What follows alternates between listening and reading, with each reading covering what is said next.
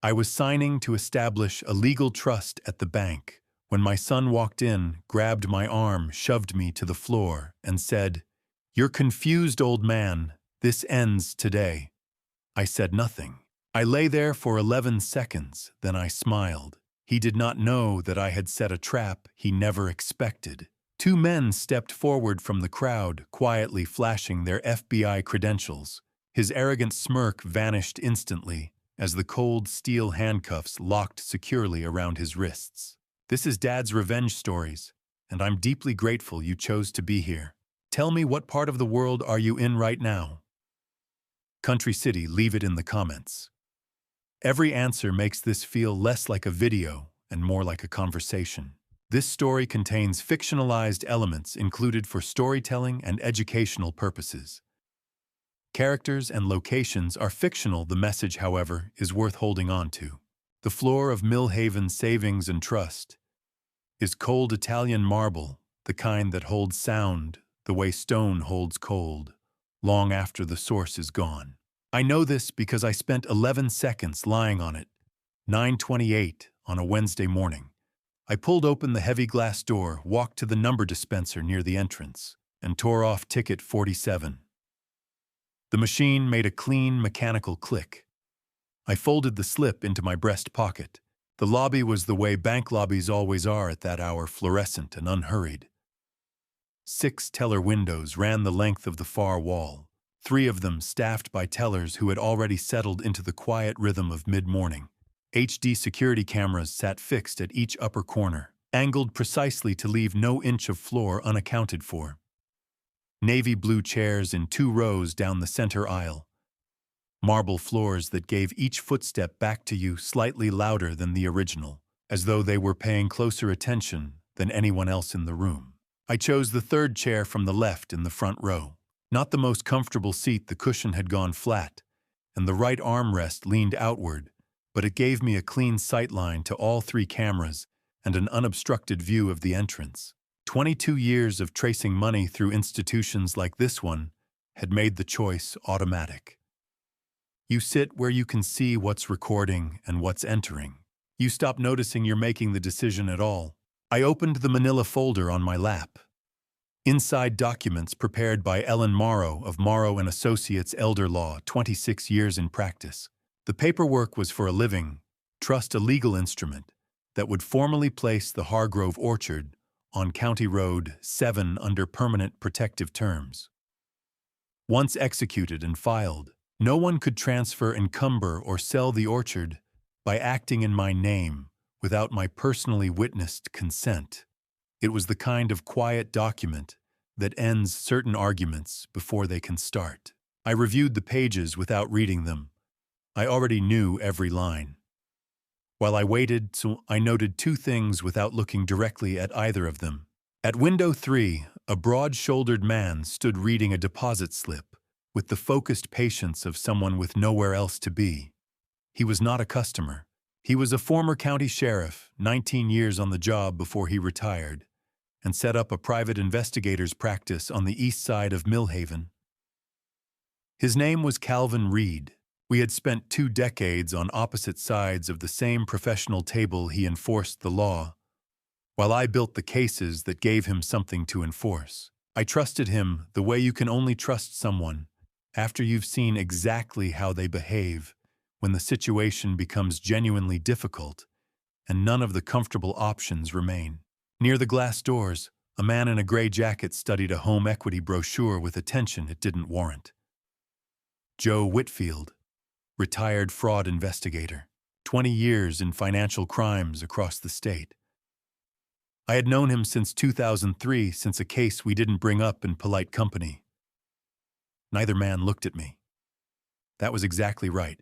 I watched the second hand on the wall clock above the teller windows complete 3 full, unhurried rotations before the main entrance doors swung open, pushed too hard for someone who wasn't in a hurry.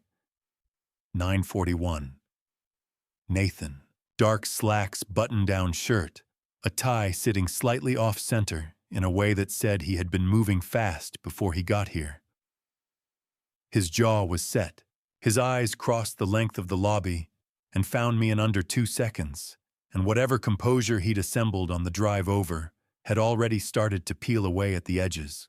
He crossed the marble floor quickly, keeping his voice flat and low. "Dad."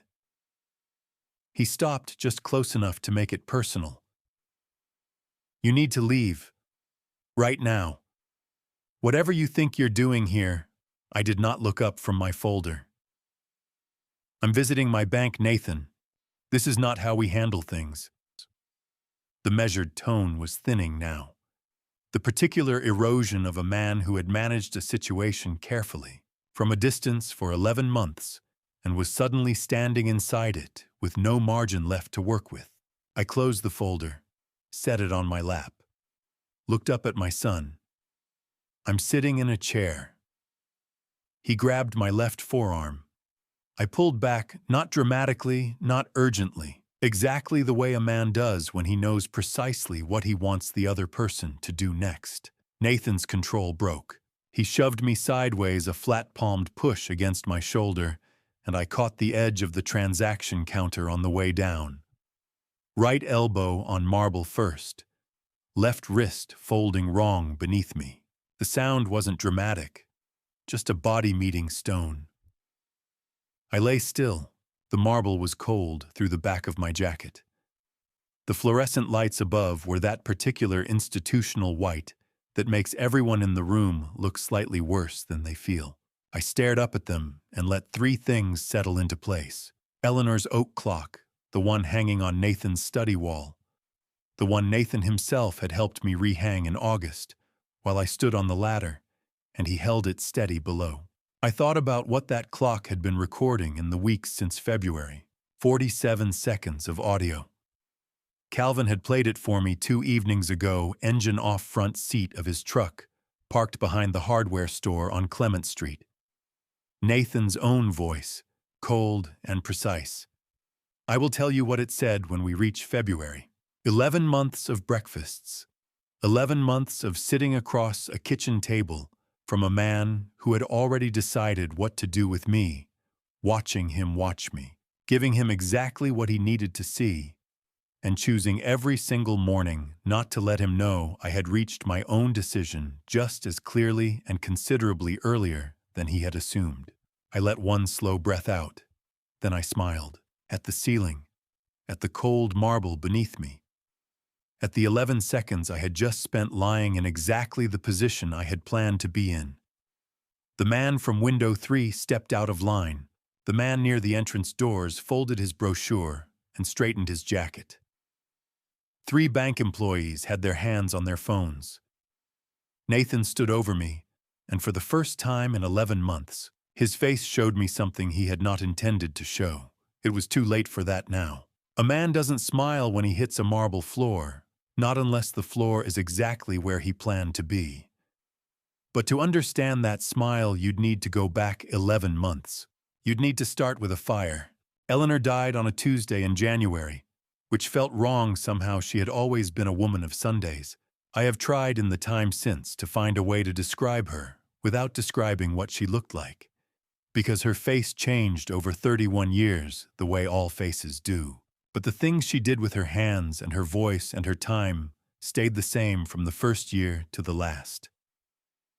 When she read, she tapped her fingernails lightly against the windowsill, 3 soft taps, a pause, 3 again, without appearing to know she was doing it. It happened with every book, every newspaper, every piece of mail that warranted more than a quick glance.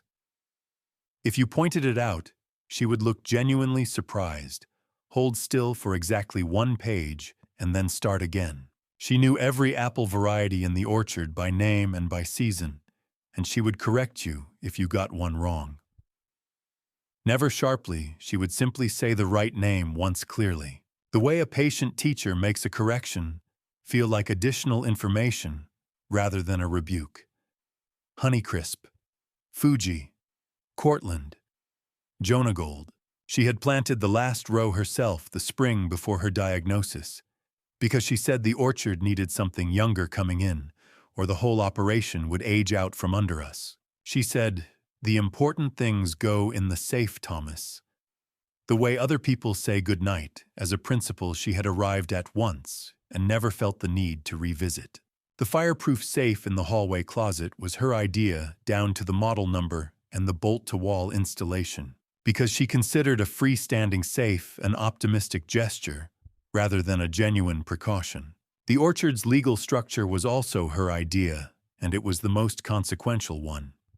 She held 50% of the deed. I held the other 50. She had structured it as tenancy in common, a legal arrangement in which each owner holds a distinct independent share that can be inherited, but cannot be sold mortgaged, or transferred without the full written agreement of all parties involved.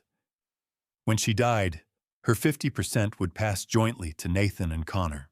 Any sale or encumbrance of the whole orchard would therefore require both sons to consent in writing before anything could proceed. Neither son acting alone, not even with my full cooperation, could complete a transaction without the other's signature. She told me why she'd done it one afternoon at the kitchen counter, over a cup of coffee that had gone cold while she talked. I want both boys to have to agree someday. That's how you keep a family talking to each other. She had the clause drafted by one attorney and reviewed by a second, and paid both invoices herself without mentioning either until the paperwork came back signed. January 14th, 2023. She was gone faster than the doctors had said to expect. I have looked for the right words for that specific morning and not found them, so I will let it sit as it was, a Tuesday, the kind of day that didn't suit what happened in it.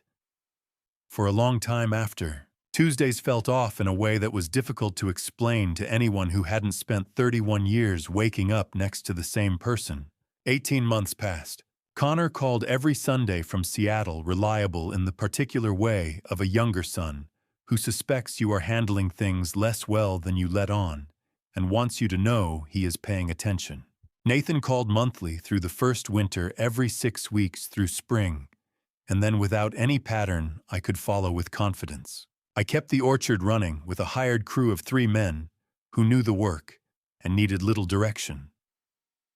I could no longer manage the physical labor alone without consequences to my back, but selling was not something I considered. The trees were Eleanor's, and the yield didn't matter to me the way it once had. July 18th, 2024, 2:47 in the morning, I woke to smoke. Not the familiar accidental smell of something forgotten on the stove. This came from below, from the direction of the basement stairs, and carried a chemical edge underneath it. Not wood finding fire by accident. Something burning from a sustained and applied source. 2 decades of tracing money through fraudulent structures teaches you to recognize the difference between a thing that happened and a thing that was deliberately caused. I registered the difference in the first seconds of being awake. Then I moved. I did not think about the furniture. Not the photographs on the hallway wall, not the books on Eleanor's reading shelf, not the kitchen table we had driven to Route 11 to buy together in 1995 at a shop that has since closed. I went directly to the hallway closet and took out the fireproof safe. 85 seconds from waking to having the handle in both hands. 100 seconds from waking to the front door. Eleanor's principle applied in the one moment it was built for. I stood in the driveway in the warm July dark and held the safe against my ribs and watched orange light beat steadily through the windows of the house I had lived in for 31 years. The fire department arrived within 8 minutes. They worked the perimeter and controlled what they could, but the house was a wood frame structure from 1962. And old wood frame structures do not survive the kind of fire that starts in a basement at 3 in the morning. Nathan arrived 42 minutes after the first engine. He came alone. Vivian had stayed home, he said. His shirt was clean, not slept in, not grabbed in haste from a bedside chair. His eyes were clear and fully open, without the particular redness that stays with you for a good hour after someone pulls you from a deep sleep at an indecent hour. He walked toward the burning house with the settled, unhurried movement of someone for whom the scene was confirming something, rather than revealing it. Dad. He stopped beside me and looked at the house. Oh, God. Are you all right? The words were correct. The sequence was correct. They arrived one full beat later than they needed to. The house is gone, I said. Come home with us. Vivian already has the guest room ready. Before I had mentioned a hotel, before I had said anything at all beyond the fact of the house, I looked at the safe in my hands. Then I looked at my son, standing beside the burning house in a clean shirt at 3 in the morning, with eyes that were not red. Okay, I said. It was the only word I had left. I told myself the feeling was grief and adrenaline, that I was reading shadows into a face because it was 3 in the morning and my home was burning. I am embarrassed now by how long I kept telling myself that. The first 2 weeks at Nathan's house felt almost warm. That should have been my first warning. The guest room had been prepared with the kind of attention to detail that tells you more about intention than affection. A printed medication schedule sat on the nightstand, correct down to every dosage and time. An extra pillow had been added to the bed. The closet had been cleared to 3/4 full to give me room. Vivian's preparation was thorough and precise in the way of someone working from a checklist, not unkind, but without the small imprecisions that come naturally from actually knowing a person. I noted without remarking on it that she never once asked what I actually needed. She had already decided. The house offered its own kind of information. Nathan and Vivian's place was new construction, clean lines, open layout, the kind of modern design that photographs well and lives in carefully. A stack of unopened bills sat on the kitchen counter for 4 days before anyone cleared them. Vivian's car, visible from the guest room window each morning when she backed out for her shift, had a registration sticker 9 months expired. I noticed both without commenting on either, filing them the way I have always filed things that don't yet have a context until they do. Eleanor's oak clock was still packed inside the safe, wrapped in the dish towel I had used to cushion it the night of the fire. On the 3rd day, I unwrapped it and asked Nathan if we could hang it in the study. She'd want it somewhere people actually spend time, I said. Nathan agreed without hesitation, fetched the ladder from the garage himself, and held it steady at the base while I climbed and directed placement a centimeter left, then half a centimeter back, until the clock sat level and square on the wall above his desk. He held that ladder with both hands and watched me position his mother's clock directly above the place where he sat and worked each night. There is something worth noting in retrospect about a man who helps you hang a piece of evidence above his own desk. I have thought about that afternoon many times since. The address change form appeared in week 2, set beside my coffee cup on a Tuesday evening, with the low-key practicality Nathan had been applying to everything that month. Just so your mail routes correctly while you're getting settled, he said. It looked like a standard single-page form. I reviewed it and signed it without reading closely enough. I understood only later, considerably later, that the form contained more fields than any address change legitimately requires. There was a line for a social security number, partially pre-filled in Nathan's careful, unhurried handwriting, waiting for the last 4 digits I provided, without realizing I was doing so.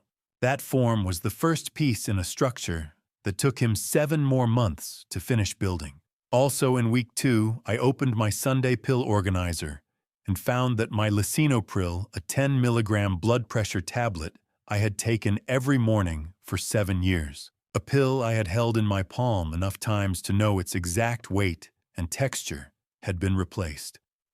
The substitute was fractionally lighter. Its white was slightly less chalky. I held it up to the bathroom light for 4 full seconds and studied it. Then I flushed it. I retrieved my real medication from the interior lining of my travel bag, where a backup bottle has lived since my first year of fieldwork, because 2 decades in this profession teaches you to keep a backup of anything you genuinely cannot do without. I did not need a pharmacist to identify what had been done. A common supplement sized and colored to approximate a blood pressure tablet, available at any drugstore without a prescription. Not sophisticated. Sufficient for a plan that relied on a man who wasn't paying close attention. I said nothing to anyone. That same evening at dinner, Nathan asked about the weather forecast for the following week. I paused before answering, not long, 2 seconds. The kind of pause that belongs to a person whose attention has briefly gone somewhere else. Nathan noticed. I watched him notice it without appearing to look for it.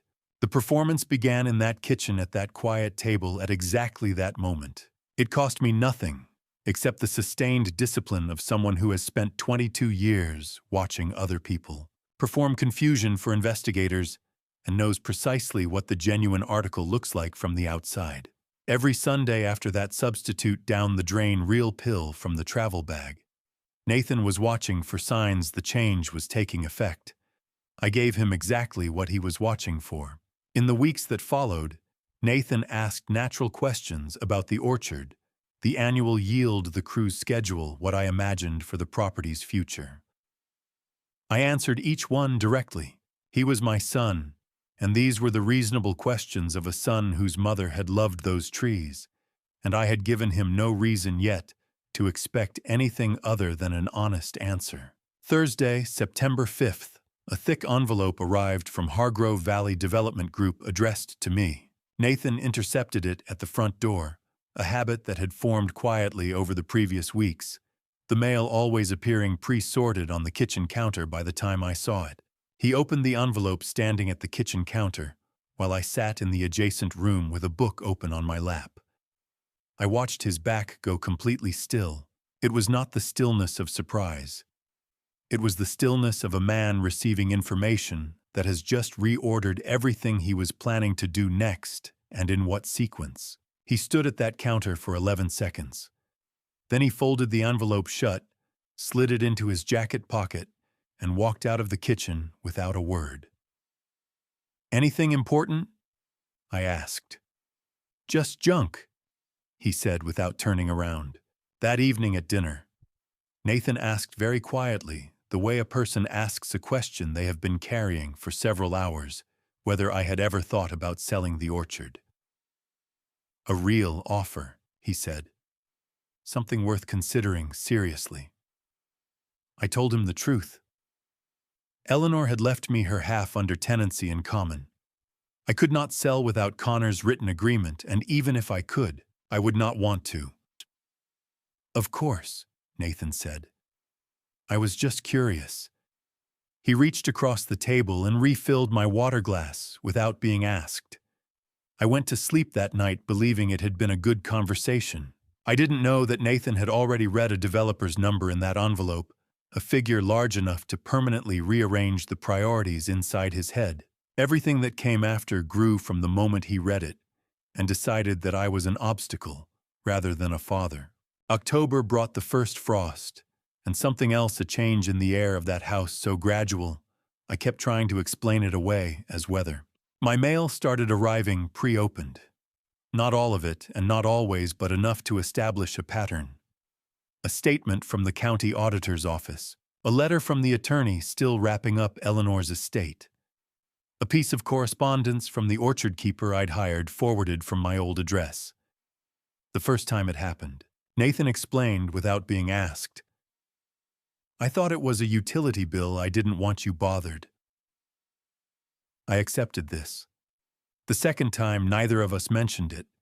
By the third, I had stopped expecting explanations and started paying close attention to what arrived and what didn't. The calls were subtler. I had a phone with 3 years of contacts in it and numbers I trusted, and I began trying to use it. I called Maggie Calloway, a woman I had worked alongside for the better part of 2 decades, a former chief investigator whose professional judgment I trusted without reservation. The call connected and routed cleanly and quickly to voicemail. I tried again the next morning. The same result. What I eventually understood was that Nathan had gone into my phone settings and configured all unrecognized incoming numbers to redirect silently to voicemail without ringing. A small administrative adjustment. Simple to make difficult to notice and precise in its effect, it severed contact from anyone who would need to call me directly, rather than go through the house. I confirmed it on a Thursday afternoon, during a short walk Nathan had been encouraging as good for recovery. I stopped at the house of a neighbor I had met once at the mailbox and asked to borrow their phone. Maggie answered on the second ring. Her voice was careful, unhurried, in the specific way of someone who has been watching for a call that never came. "You tried to leave a message 3 times, Thomas. Not one of them came through. That doesn't sound like a technical problem." I told her I was all right, that something had come up, that we would talk properly when I had more room to talk. We kept it to 90 seconds. I walked back at my regular pace before Nathan's car returned to the driveway. Connor had gone quiet, which I hadn't anticipated. When I finally reached him through a brief window while Nathan was out of the house, Connor told me that Nathan had sent him 2 messages in October. I was in the middle of physical therapy and preferred not to be disturbed during the recovery period. Connor had respected it. He was a considerate person by nature, the kind who doesn't push when someone asks for space, and he'd had no reason to question where the message had come from. He hadn't known to question it. In November, Nathan offered to take over my outstanding bills, just to simplify things while you're getting back on your feet. He used words like simplify and temporary words that sound like assistance and function, like a slow transfer of jurisdiction. He followed it 10 days later with a proposal to merge checking accounts. Just easier for everyone and only until things settled down. I said I would think about it. I had been saying that frequently and with great care. The power of attorney document appeared on a Sunday morning in November, set beside my coffee cup, while I was still reading the paper. Nathan placed it without ceremony. Just a legal formality. If something happened to you suddenly, it would make everything far easier for the family. A power of attorney is a legal instrument that grants another person full authority to make financial and legal decisions on your behalf without requiring your ongoing consent at each step. In the wrong hands, it renders a person legally voiceless in their own affairs. I understood this clearly. "I'll think about it," I said, not because I was genuinely considering it, but because a man who refuses cleanly and directly reveals that he knew precisely what was being asked of him. I was not yet ready to reveal that. 2 days later, Nathan became efficient instead of warm. He answered questions with the minimum number of words that could technically qualify as a response. He moved through the house with a purposefulness that left no space for incidental conversation. The temperature in that place had dropped, and it had nothing to do with the frost outside. One afternoon in the second week of November, I was sitting at the kitchen table with a cup of tea gone cold. Vivian was at the sink washing dishes, her back to me, in the automatic rhythm of someone doing a task that requires no thought. Then she turned not fully halfway, her hands still damp, her eyes finding me at the table. Something was forming in the set of her expression. Not distress, not accusation. Something earlier and quieter than both. The particular look of a person standing at the edge of a decision about whether to say something they have been carrying for some time. She opened her mouth slightly. From the hallway, Nathan's voice, easy, unhurried, the tone of a man simply looking for something. "Vivian, do you have those insurance forms I mentioned?" She turned back to the sink. Both her shoulders dropped a fraction, the small, specific settling of a person setting something down that they had almost picked up. She did not look at me again before she left the room. I sat for another moment after she was gone. Whatever had been about to happen had closed. I filed it the way I file things that I have witnessed, but cannot yet fully interpret carefully, and with the understanding that what doesn't make sense today sometimes explains everything 3 months later. That evening, Nathan allowed me 90 minutes to walk to the pharmacy and back. I chose the smallest spiral notebook on the rack. I paid $4 and change in cash. I put the receipt in the trash can inside the store and carried the notebook in my jacket pocket all the way home. Back in the guest room, door locked, I wrote the date in the upper right corner of the first page. Then I began. For 22 years I had built cases against people. Now I was inside one. The lock I checked on my bedroom door that night wasn't against intruders. It was against the part of me that wanted to walk down that hallway and confront my son before I had a single thing in hand that would actually stop him.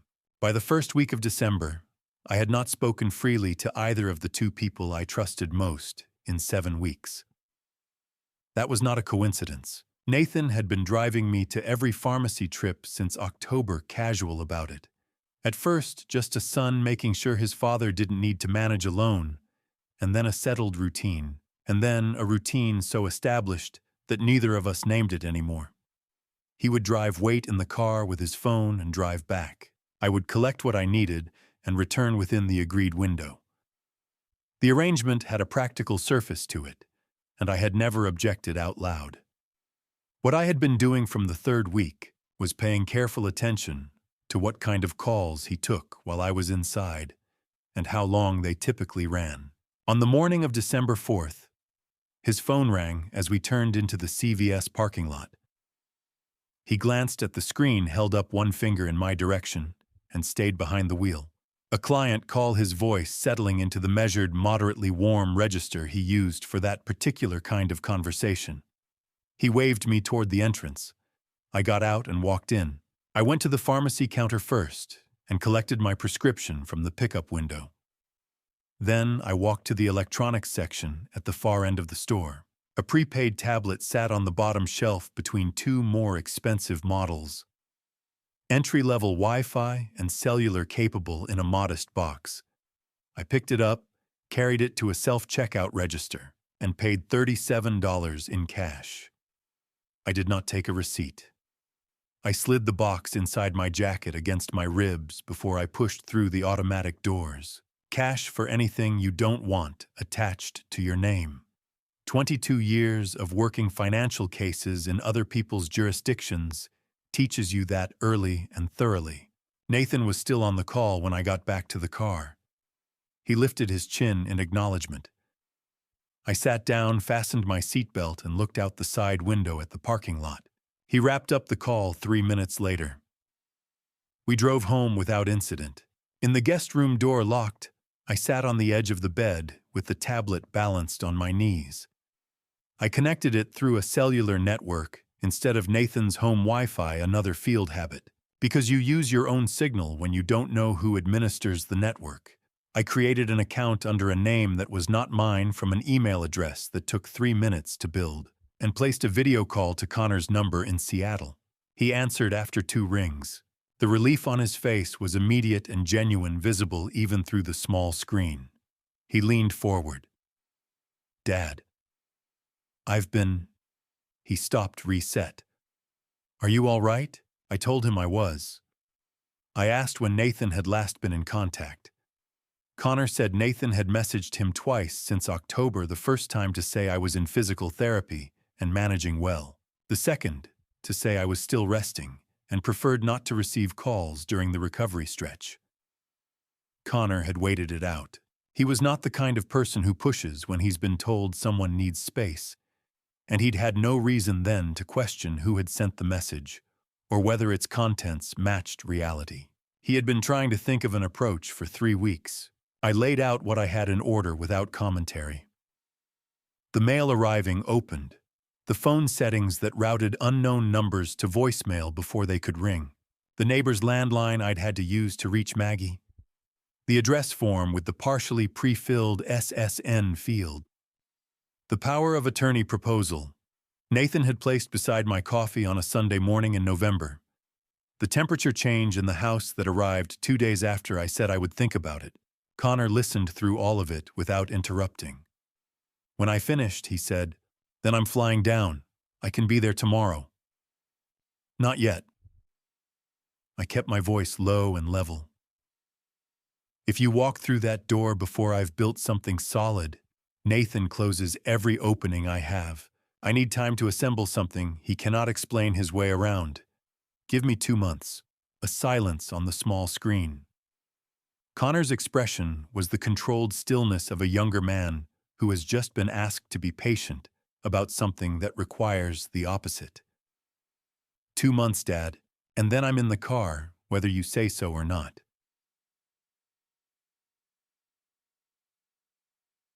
2 months, I said. I ended the call. I dialed Maggie without pausing. She answered before the second ring. We did not open with pleasantries. 22 years of working the same kinds of problems from different positions had settled that between us long ago. I gave her what I had: the address change form and the SSN field, the isolation pattern across mail and phone, and Connor the POA proposal, and the thick envelope from Hargrove Valley Development Group that Nathan had pocketed in early September and never mentioned again. Maggie asked 2 questions, both precise and operational. Then, give me your social security number. I'll pull your credit reports from all 3 federal bureaus: Equifax, Experian, TransUnion. Under the Fair Credit Reporting Act, that is your legal right. I'll start there and work backward from whatever I find. I read her the number. She confirmed it said she would call when she had something, and ended the call without needing to wrap it up any further. That is what 22 years of working the same kinds of cases together sounds like. I sat for a moment after the line closed. Then I looked up. Vivian was standing in the doorway. She had not knocked. She was still in her nursing scrubs, a house key in one hand, which told me she had just come in from a shift and come upstairs directly. She had been there long enough. The tablet was visible on my knees, and the screen had not yet locked. She did not look alarmed. She looked at the tablet, then at me, the way a person looks at something. They are deciding how to categorize before committing to any response. She crossed to the nightstand, set a glass of water down without a word, and walked back out into the hall. Her footsteps moved toward the stairs and then down. Not toward Nathan's study, not toward his voice. I lay in the dark after she was gone and listened to the house. The specific creak of the 3rd floorboard outside Nathan's study door did not come. No voices from the floor below. No sound of her going back to the phone. Vivian had not asked about the tablet. Had not told Nathan, at least not that night. I lay there and found myself revising the picture I had assembled of her. Not Nathan's instrument exactly, but a person making choices inside that house that did not entirely serve his interests. I filed it the way I had spent 22 years filing things that didn't fit the first reading carefully, without forcing a conclusion before the evidence supported one. It was 11 minutes past 11 on a Tuesday night in January when I got up for water and saw the strip of light under Nathan's study door. I want to be precise about that detail, because in the version of this story where I look better, I woke up knowing something was wrong. The truth is simpler and less flattering. I woke up because I was 63 years old and couldn't sleep through the night consistently anymore, and I wanted water, and the house was dark, except for that one thin line of light at the far end of the hall. I stood in the doorway of my room and looked at it. Then the part of me that had spent 22 years training itself to notice things that other people walk past said very quietly, "Stop. Listen. Don't move yet."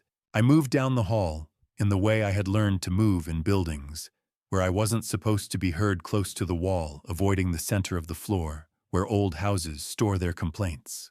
The light under the study door was thin and steady. The voice on the other side was low, deliberate, and entirely without the inflections a person uses when they think someone might overhear. I stopped at the door. The gap at the bottom was perhaps 3 centimeters. Enough. Nathan was on the phone with someone. He was not pacing. His voice stayed at the same distance from the door, throughout, which meant he was sitting, probably at the desk. Probably with his back to the door, which meant the gap gave me his words more clearly than he would have wanted to know. He's still refusing the power of attorney. I've tried every version of the ask. A pause, the specific silence of someone listening to a response. It doesn't matter. The Veld deal is already in motion. I have the deposit. $55,000 cleared. The authorization documents hold as long as he doesn't reach a specific kind of lawyer in the next 30 days. I did not move. I did not shift my weight. I did not let my hand drift to the wall. 22 years of building financial cases against people who did not know they were being documented teaches you that your own body is the most common source of interference. You go still. You let the room carry the sound to you, rather than leaning into it. The medical route is the backup track. Nathan's voice, unhurried and technical, the voice of a man who has rehearsed the structure of a plan until it stops feeling like one. Once we have the evaluation documented, Vivian is handling that side. It goes to the probate court as supporting evidence for a conservatorship petition. Under Ohio law, the court can appoint a guardian and grant them authority over financial decisions when the ward has been assessed as cognitively impaired. At that point, his signature on any transaction stops being a legal requirement. A brief silence.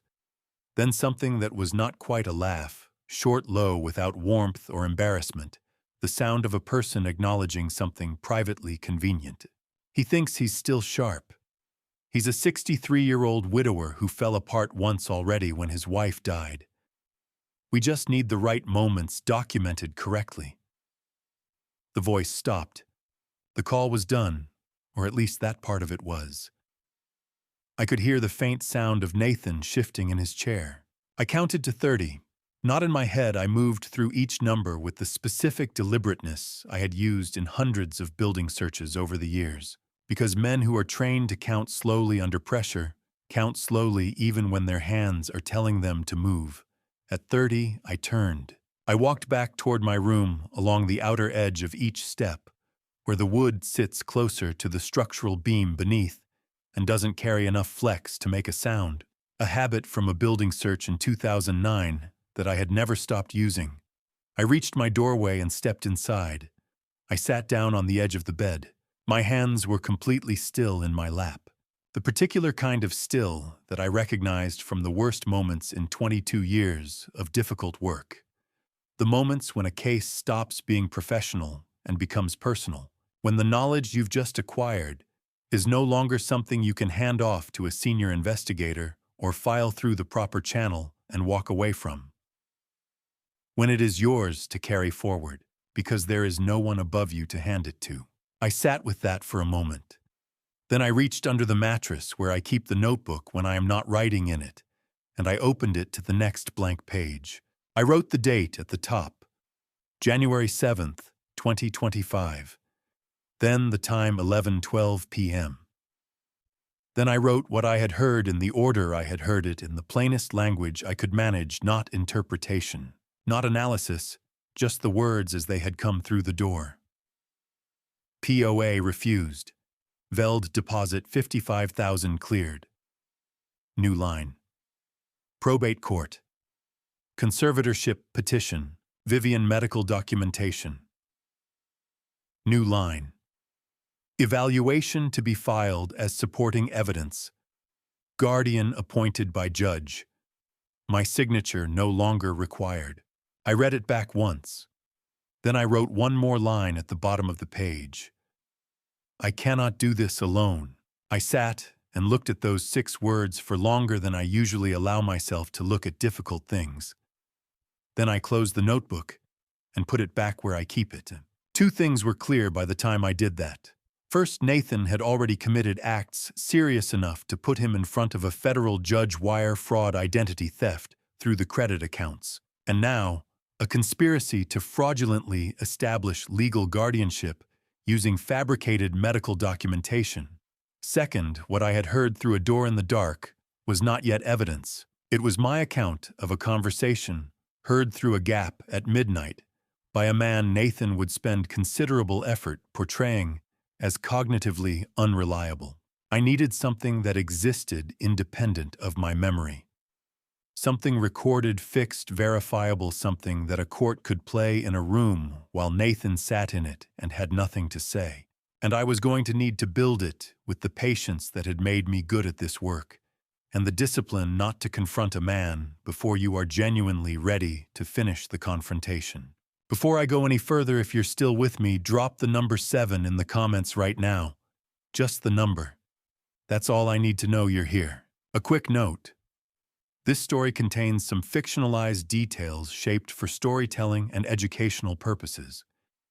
If that's not what you came for, This is a perfectly good moment to step away. No hard feelings. Nathan had been driving me to every errand since January casually, at first then, as an established habit, until neither of us called it anything anymore. The first genuinely free afternoon I had was a Thursday in February, when he had a two-property showing scheduled on the east side of town. I told him I would walk to the pharmacy. I walked 4 blocks past the pharmacy and sat in an old colleague's truck instead. Calvin Reed's truck was the same one he had driven for the better part of a decade, a gray-blue Ford with a dashboard that had collected several years' worth of coffee cups and a passenger seat that leaned slightly to the right because the track rail had been stiff since 2019 and he had decided long ago that it wasn't worth fixing. The heater worked well. The cab was warm and close and carried the particular smell of old coffee and a winter jacket that had dried over too many radiators across too many winters. He was parked with the front of the truck facing the alley exit and a clear, unobstructed view of the street in both directions. He had been positioning himself like that since before I met him. We had spent 2 decades on opposite sides of the same professional table. He enforced the law, while I built the financial cases that gave him something to enforce. That kind of working history produces a specific kind of trust. Not the trust of people who know each other's preferences and moods, but the trust of people who have watched each other under pressure and found nothing in the observation that required revising. We did not need much opening. He did not ask how I was doing. I told him what I had. I told it in the order it had happened, without commentary or interpretation. The address form with the partially pre-filled SSN field. The phone settings rerouting unknown callers to voicemail. The mail arriving opened the POA document placed beside my coffee cup on a Sunday morning in November. The change in Nathan's manner the 2 days after I deferred. Then, the hallway, at 11 minutes past 11 on a Tuesday night in January, the light under the study door, the voice through the gap, and everything Nathan had said. I recited it word for word, from the $55,000 deposit to the conservatorship petition, to the phrase, "Vivian is handling that side." Calvin listened the way he had always listened in the field, without notes, without interruption, without the small head nods that tell a witness they are being believed rather than being heard. Just complete professional stillness. 12 minutes. When I finished, he was quiet for 6 seconds. I counted. After 20 years of working near this man, I knew what his silences meant and what they were measuring.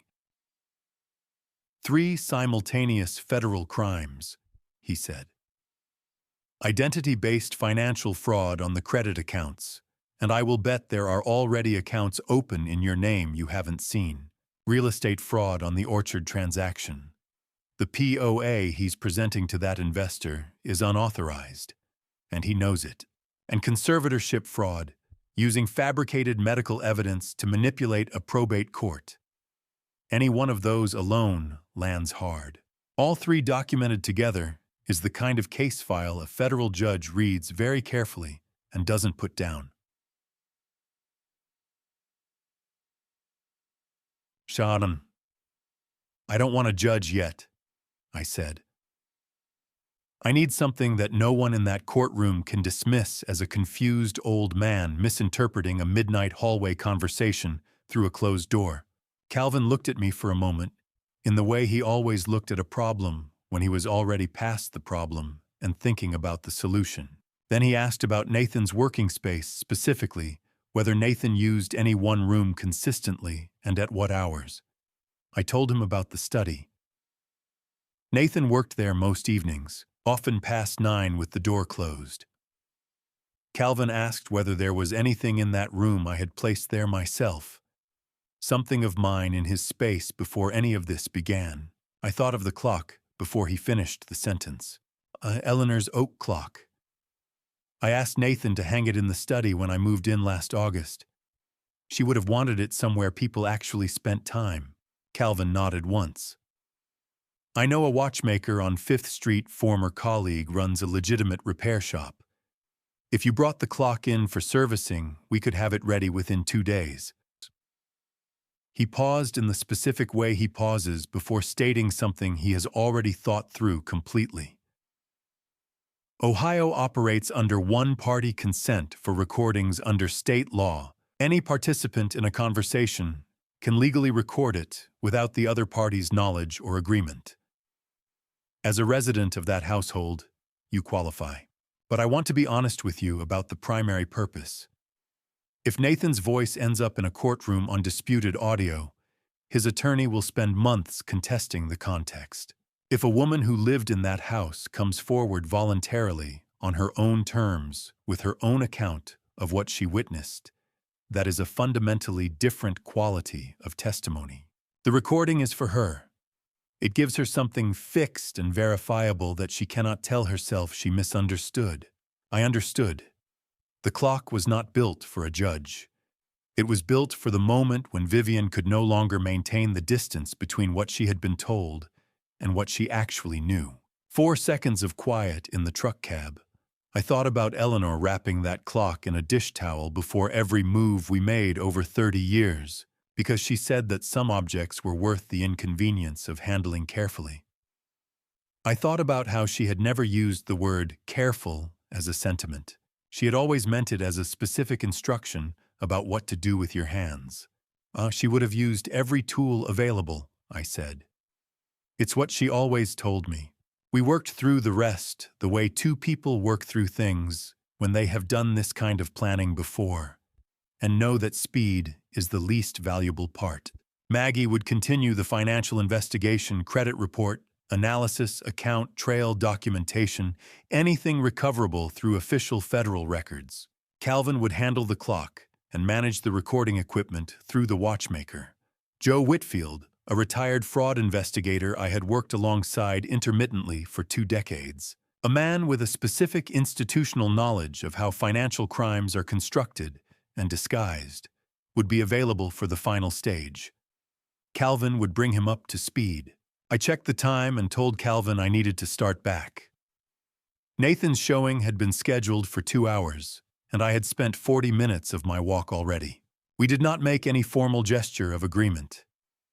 Men who have spent 20 years working the same kinds of problems don't need to mark the moment twice.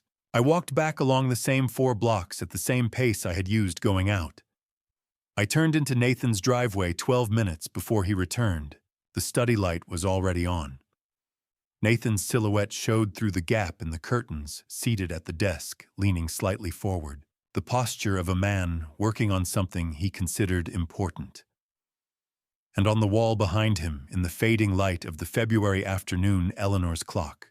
I hadn't yet worked out that what Nathan would say in that room in the weeks after February would be worse than anything I had heard through the door in January. I found that out on a Thursday in May, 4 days after sitting in Calvin's truck on a Monday morning, when Nathan hadn't looked up from his phone yet and Vivian had already left for the hospital. I mentioned the clock. Not as a request. I said it the way Eleanor used to raise things she had already decided as an observation that carried its own implication without requiring an immediate response from anyone. The chime had a slight delay to it, I said. Half a second behind where it should land. The kind of thing a person who didn't know the clock well would never notice. But the clock had been in our house since 1993, and I had heard its chime correctly 10,000 times. Eleanor would have hated it running wrong. I said this into my coffee cup, in the same tone I might use to say it was cold outside or the newspaper had been late. Something small released into the kitchen without expectation. Nathan did not look up from his phone. Sure, Dad. Get it serviced.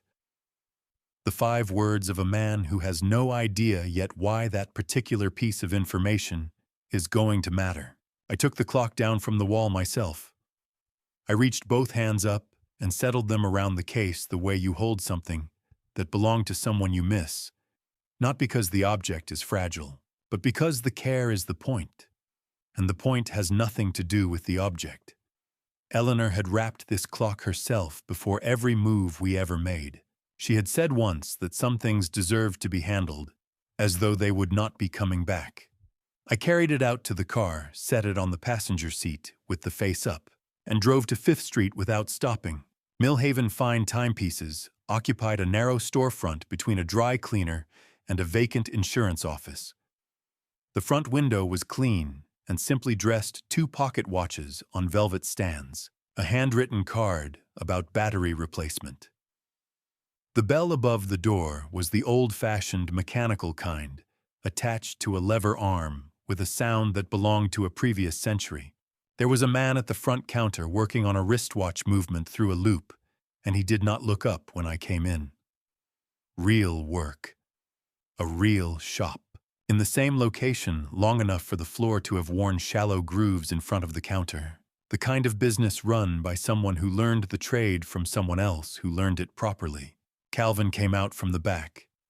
He had what he needed laid out on the workbench in a way that to anyone not looking for it resembled a standard timing and adjustment kit. The camera unit itself was smaller than I had expected, roughly the diameter of a coat button matte black, designed to sit recessed in the cavity behind the decorative backing plate of the clock's chime housing. From the front face of the clock, it was invisible. From any angle available to a person standing at a desk in that room, it did not exist. It ran on an internal battery rated at 72 hours of continuous operation and transmitted a compressed, encrypted signal to a receiver unit Calvin kept inside his vehicle during his passes near the house each evening. He showed me the position it would occupy, the angle of its coverage field from that position, and the width of Nathan's desk at the expected capture distance. He was precise and unhurried in the way of someone who had done this kind of installation before, and considered precision a professional obligation rather than an extra step. You already have legal standing under Ohio's one-party consent statute, Calvin said, fitting the backing plate back into position with a thin tool. But I want to say what I said Thursday again, because it matters. What we're building here is not primarily for a courtroom. It's for the person in that house who needs to hear something she cannot reinterpret. When she comes forward voluntarily in her own words, on her own terms, that is a different category of evidence from audio. A defense attorney can spend 6 months contextualizing. He set the clock down and looked at me. The recording is for Vivian. I drove home with the clock on the passenger seat face up the same way it had arrived. Nathan was in the kitchen when I came in, standing at the counter with his phone in one hand, reading something that required attention. He registered my return without fully looking up. Did they get it working? Ready to go back up, I said. He set his phone down on the counter. Want me to hold the ladder? It was a reasonable offer. It was in fact exactly the offer I had set up 4 days earlier when I planted the idea with Calvin, because I had established the precedent in August. The first time we hung the clock together, and Nathan was simply repeating a pattern we had already made. Patterns are how people move efficiently through days they believe they understand. That would be good, I said. Thank you. I positioned the ladder. Nathan took the base in both hands and braced it the same stance he had used in August, easy and practical, a son helping with a task that needed 2 people. I climbed with the clock under one arm, found the hook on the wall, and seated it. Then I adjusted the position 2 millimeters to the left, the way Eleanor had always wanted it, stepped back on the ladder to evaluate, and stepped down. How does that look? Nathan glanced at it for perhaps 1 second. Perfect, he said. Just like it always was. He picked up his phone and went back to whatever he had been reading. I stood in the doorway of the study for a moment and looked at the clock on the wall above his desk.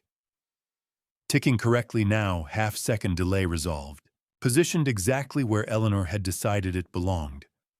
Then I went to make tea. That evening, the clock began doing what we had built it to do.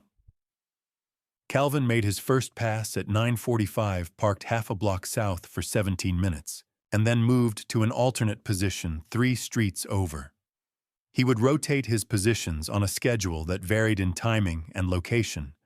Different streets, different intervals, nothing that could resolve into a recognizable pattern from a window over time. He had done surveillance work long enough to understand that the thing that gets you noticed is never the single instance. It is the repetition. I continued the performance. At dinner that Tuesday, I paused a beat too long before answering a question about the week's schedule. A small hesitation, the kind that belongs to a man whose attention keeps drifting to a place it can't quite reach.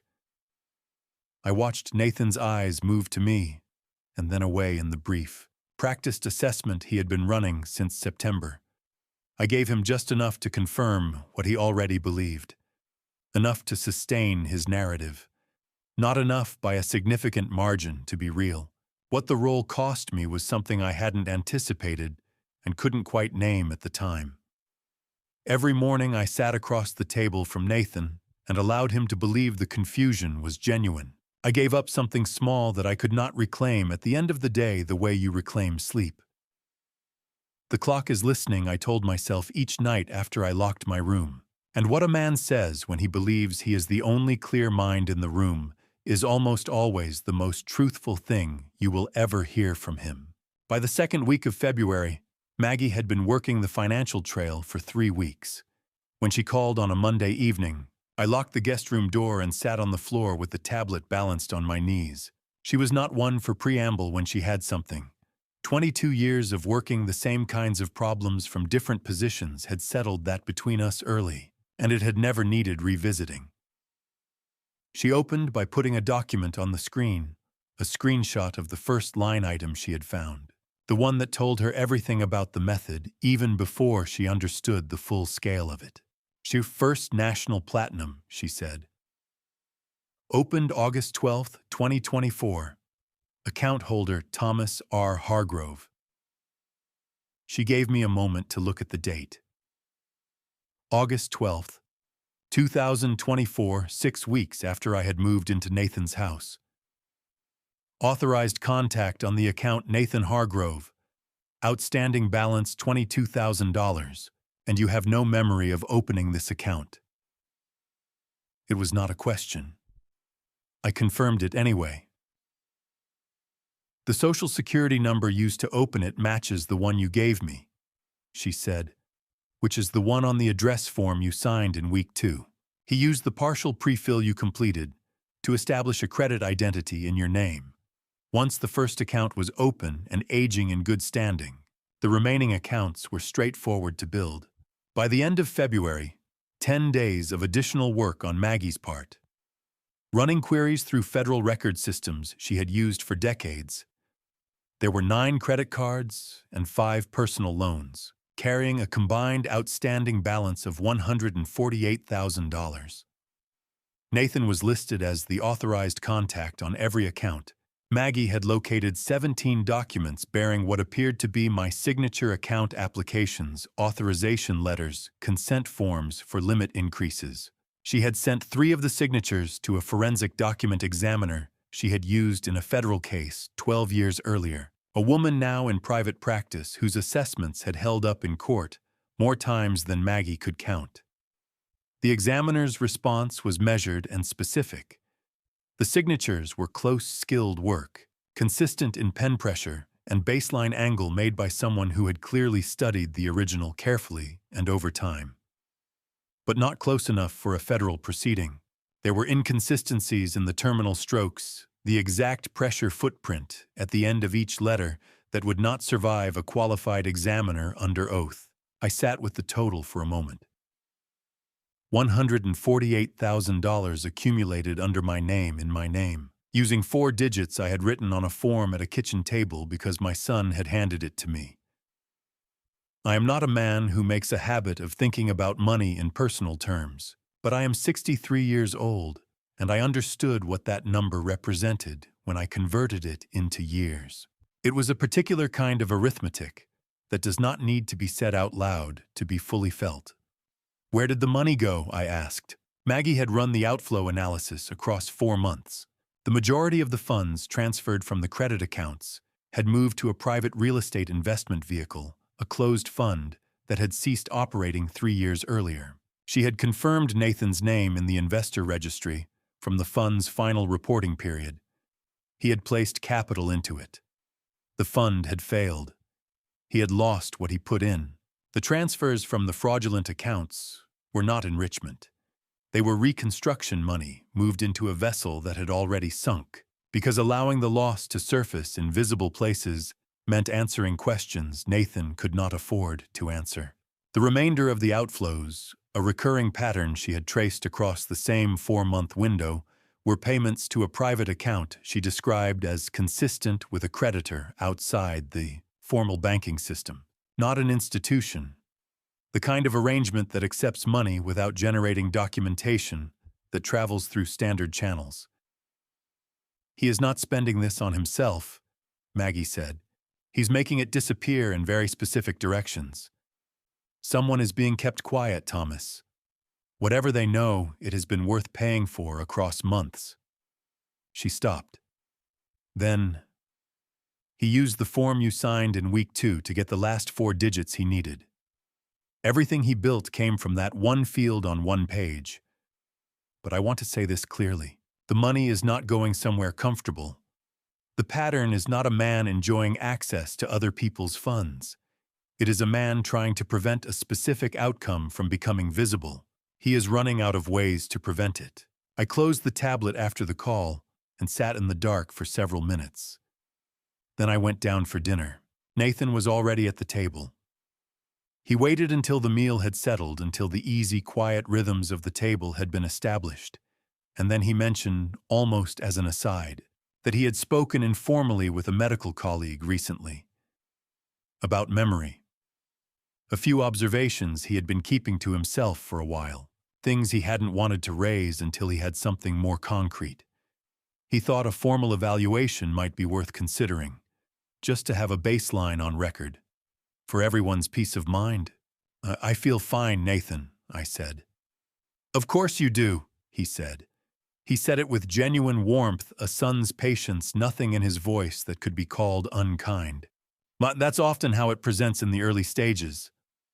He picked up his fork and continued eating, and the subject moved on in the natural way of a subject that had made its point without needing to be pressed. Vivian had looked down at her plate the moment Nathan began speaking. She moved a piece of food from one side of it to the other carefully and did not lift her eyes again during the exchange. Back in the guest room, door-locked notebook open. I wrote 2 things. The first was the structure 2 tracks, operating simultaneously, converging toward the same legal outcome. The debt accumulated under my name established a record of financial incompetence. The argument that I could not manage my own affairs, that my financial decisions required supervised oversight.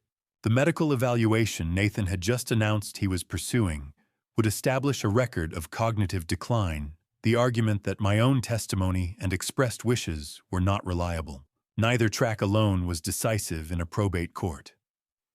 Combined and filed together as supporting evidence, they produced a conservatorship, ruling a judicial determination that my ability to contest any document, any transaction, any transfer bearing my name was no longer a legal requirement Nathan needed to satisfy. He needed both tracks complete. He was very nearly there. The second thing I wrote was one line at the bottom of the page below everything else. He is very close. What I didn't know yet was how far along the medical track had already traveled, whether Nathan was still assembling it, or whether something had already been documented and passed to someone in a position to act on it. That answer came on a Wednesday morning in March, set beside my coffee cup on the kitchen table. It was a Wednesday morning in early March. Gray light through the kitchen window, the smell of coffee already made by someone who had been up before me when I came downstairs and found a manila folder sitting at my place at the table. Not on the counter, not beside the fruit bowl. At my place, oriented toward my chair, with the same precise intentionality of the power of attorney document Nathan had placed beside my coffee cup 4 months earlier on a Sunday morning. Someone had wanted me to find this the moment I sat down. I sat down. I opened it. The header read, Cognitive Assessment, Thomas R. Hargrove. Evaluating physician Dr. Raymond Goss, M.D. Neurology, Hargrove Valley General Hospital. 11 pages, including cover sheet, assessment narrative, standardized test results, and a single-page recommendation. I read it the way I had been trained to read unfamiliar documents, starting with the header information and working systematically through the body before allowing any response to form. My face, I hoped, was the face of a man reading something that was only mildly interesting. The clinical language was fluent and technically appropriate, which told me it had been prepared by someone who either had medical training or had spent considerable time reading similar documents. The core finding appeared on page 4, early indicators consistent with vascular cognitive impairment, most notably in domains of sequential financial reasoning and short-term working memory retention. The recommendation followed on page 9, supervised decision-making protocol for major asset transactions, pending follow-up evaluation at 6-month interval. The date of the assessment was listed as February 24th, 2025. I knew that date. On February 24th, I had been in Nathan's house from 7 in the morning until 4 in the afternoon, at which point Nathan had driven me to the pharmacy on Clement Street for a prescription pickup. The pharmacy printed a time-stamped receipt. I had kept it, as I kept all paper receipts from permitted errands inside the notebook's back cover. A neurological evaluation at Hargrove Valley General Hospital, a facility located on the other side of the city, does not happen between 4 and 5 in the afternoon as an incidental stop on the way home from a pharmacy. It does not happen in under an hour. It does not happen without the patient's active participation. February 24th was a day I could account for in detail with documentation. I turned back to the first page and looked at the hospital letterhead more carefully. The font weight of the institution's name was slightly inconsistent, heavier in some characters than in others, in a way that suggested a digital recreation rather than an original printed template. I noted this without changing my expression or the pace at which I was turning pages. Nathan came in from the hallway and refilled his coffee. He sat across from me. "What do you think?" he asked after I had reached the final page. I told him I would want my own physician to review it first. I said it without urgency, in the same tone I had used to say I would think about the power of attorney. Measured. Cooperative in register. Nothing definitive in content. Something shifted at the corner of Nathan's mouth. Not a flinch, not a grimace, but the micro-movement of a man who has just recalculated something and is adjusting his next position before it shows. He reached across the table and picked up the folder. "Of course," he said. "Whenever you're ready." He left the kitchen with the folder under his arm. I remained at the table with my coffee until I heard him go into the hallway bathroom. Then I stood up. The folder was on the kitchen counter, where Nathan had set it before going in. I walked past it to the far cabinet, opened it, took down a glass, and as I turned back, I caught the corner of the folder as it sat open on the counter, the cover sheet facing up. In the lower right, I read a line I had not seen at the table. I read it twice. Patient observation, record, clinical witness. Hargrove RN. I took my glass of water and went back to my chair and processed what that line meant. Vivian had not evaluated me. A nurse does not evaluate neurological function. That requires a licensed physician or clinical neuropsychologist with specific credentialing. What Vivian had done, according to the document's own language, was serve as a clinical witness to a patient observation record, meaning she had signed a statement attesting to behavioral incidents that Nathan had described to the evaluating physician as evidence of cognitive decline. Her role was to corroborate through her professional signature as a registered nurse a set of observations presented to her by her husband. The question was whether she had generated those observations herself from what she had actually witnessed, or whether Nathan had described them to her and she had signed. Those were two entirely different things. One was a nurse reporting what she saw. The other was a professional co-signing a story. Nathan came back into the kitchen. I was in my chair, drinking my water, looking at nothing in particular. He picked up his keys and said he had a morning appointment across town. I told him to drive safe. He left. I went directly to the study. The folder was still on the counter. I photographed every page with the prepaid tablet cover sheet, assessment, narrative, test results, recommendation, and the observation record with Vivian's signature holding each page flat against the counter surface and keeping the tablet level. 11 images. I sent them to Maggie and Calvin through the encrypted channel Calvin had set up in January. Then I put the tablet away and went back downstairs. In the notebook under the date, I wrote one question in the margin. V. Hargrove. Did she witness these incidents herself, or did Nathan describe them to her? And she signed. I sat with that question for the rest of the morning. There is a significant difference between a woman who helps build a trap and a woman who holds the door because she trusts the man who told her it is for her father-in-law's own protection. I did not know yet which one Vivian was. What I did know was that Dr. Raymond Goss had evaluated me on a day I could account for in complete detail, and I intended to find out whether he existed at all. Maggie began with the State Medical Board's online licensing registry on a Tuesday afternoon. She called me 4 hours later, and I could hear in her voice the particular quiet of someone who has just confirmed the worst version of something they had been hoping was not true. She told me what she had found in the order she had found it, which was the only way Maggie ever reported anything. She had started with Hargrove Valley General's publicly maintained staff directory, which the hospital updates quarterly and posts on its network site. No Raymond Goss? Not on the neurology service? Not on the consulting staff? Not in any listed credential category. She had then accessed 4 years of the hospital's historical personnel registries, which are available through the State Health System's Disclosure Archive. Still no Raymond Goss, not in full-time practice, not in an adjunct or visiting capacity, not in any year with available records. I ran the State Medical Licensing Board next, she said. The database is searchable by name, specialty, and licensure status. I ran Raymond Goss 4 different ways. No active license.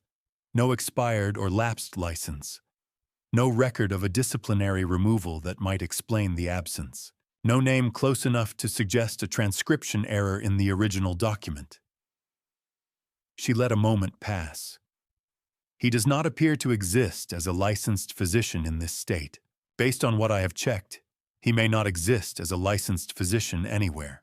I had not yet said anything, she continued. The hospital letterhead on the assessment, the full institutional header Nathan had used to generate the document, bore the name and seal of Hargrove Valley General Hospital in the form it had used. Prior to 2022, in 2022, the institution completed a merger with a regional health network and formally rebranded, retiring the previous name logo and all associated stationery as part of the consolidation. Official documents issued after that point carried the new identity exclusively. The pre-merger letterhead existed only on archived stationery, the kind kept in old supply closets, or reconstructed from a scanned copy of an earlier document. The barcode format in the lower margin of the assessment was a reference protocol the hospital had stopped using in late 2021. The institutional seal was accurate to the old form, with a font weight that matched pre-merger print specifications and differed in a measurable way from anything the hospital's current administrative systems would generate. The document was not produced by Hargrove Valley General Hospital, Maggie said. It was constructed to closely resemble one. Someone spent time on it, but not enough time on the details that a person who knew where to look would check first. Then, Thomas. I ran the probate court's public case index this morning. Nathan filed a petition for conservatorship of your person and estate 3 weeks ago. You are the named subject. The fabricated cognitive assessment is listed as Exhibit A in the supporting documentation. There is a preliminary hearing on the court's calendar 6 weeks from now. I sat on the floor of the guest room with the tablet on my knees and looked at the opposite wall. I have worked with documents describing harm for the entirety of my professional life. Financial fraud cases are almost always retrospective work. The damage has been done, and your function is to trace the what and the how and the where the money went. This was something entirely different. What Maggie had just described was not a plan in progress. It was a completed legal filing processed through an official channel, assigned a case number by a court clerk, and placed on a judge's calendar. If I failed to appear at that preliminary hearing with legitimate legal representation and competent documentation, the petition would be adjudicated without meaningful opposition. Maggie, Ellen Morrow, she had called Morrow and Associates 2 days earlier. Ellen Morrow, 26 years in elder law, the attorney who had drafted Eleanor's living trust and reviewed the tenancy and common structure for the orchard deed, had time available. Maggie had made the appointment under her own name, in the event Nathan was monitoring my incoming communications in any form. The appointment was April 14th. "It's all good," I said. I was quiet for a moment. Then, "When the fire insurance report comes through whenever Hargrove County releases it, I want you to look at it immediately, before you put it aside for anything else." "What exactly are you expecting?" "I'm not expecting anything specific. I'm saying don't treat it as routine when it arrives. There are questions about that fire that haven't been asked in the right places yet." I said nothing further on the matter, because I had nothing more specific to say. What I had was the knowledge accumulated by a man who has spent 2 decades tracing money and knows that basement fires at 3 in turn. The morning in old wood frame houses have origin points, and that insurance investigations ask the same questions investigators ask, working from a different direction, and with subpoena authority I did not have. The call ended. I sat for a while. Then I went down for dinner. I have limited memory of the specific conversation that evening. I was operating at the level of controlled functioning I had reserved in my working years. For the most demanding days of a difficult case, the kind of day where the quality of your performance in ordinary moments is the only meaningful variable you can still manage. Nathan was at the table. I ate. When he asked how I was feeling, I said tired, probably the weather changing. He said spring always required some adjustment. I agreed with him and asked if he wanted the salt. On April 14th, I walked into the offices of Morrow and Associates. The waiting room was practical: 2 chairs, a low table, 2 small potted plants on the windowsill that had clearly been tended by someone who meant to keep them alive. Ellen Morrow came to the door herself and shook my hand once. She was a woman of measured vocabulary and precise physical movement, and she indicated the chair across from her desk without any unnecessary opening. I gave her the complete file. The address form with the SSN field. Maggie's credit report findings: 9 accounts, 5 loans, 17 forged signature documents. The forensic examiner's analysis of the terminal stroke inconsistencies. The encrypted audio recordings from Calvin's receiver, 22 days of material from the study reviewed and time-stamped, with the clearest exchanges annotated. The fabricated cognitive assessment with the pre-merger letterhead. The probate court filing she had already independently pulled. She read the core materials in 15 minutes, without asking me to explain anything, making margin notes in a hand too small for me to read from across the desk. Then she drafted a motion to continue a formal petition to the probate court, requesting postponement of the scheduled preliminary hearing on 2 grounds: that the named subject required adequate statutory time to prepare a properly documented legal response, and that the primary evidentiary exhibit in the petition was under active investigation for authenticity and could not be properly evaluated or answered within the existing schedule. The motion cited 3 specific procedural irregularities in the petition's original filing that she had identified in her review. She filed it electronically before I left the building. The court granted the motion the following morning. The preliminary hearing was rescheduled to July 15th, 2025. I had time. Not enough of what I needed and not everything in place, but time. A conservatorship petition before a probate judge is not resolved through good intentions. It is a documentation problem. Nathan had spent 7 months building documentation. What I had was a notebook, a camera running inside Eleanor's clock, and a woman who had spent 30 years following money through the most difficult channels it travels. It was not yet enough to walk into that courtroom on July 15th.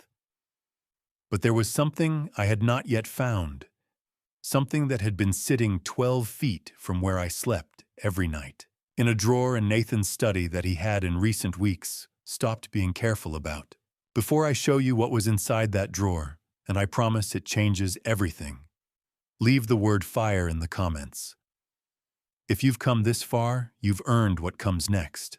Note some elements of this story are fictionalized for storytelling and educational purposes. If you'd prefer to step away before this part, that's completely understood. The first Saturday Nathan left for a morning property showing without stopping to check on me was May 3rd. Vivian had come home from her overnight shift at 7 and gone directly to bed. I waited 20 minutes after the house went quiet. Then I walked to the study. I moved through the room the way 22 years of financial investigation work had trained me to move through any space where I was looking for something methodically, without urgency, touching nothing that didn't need to be touched, replacing everything exactly as I found it.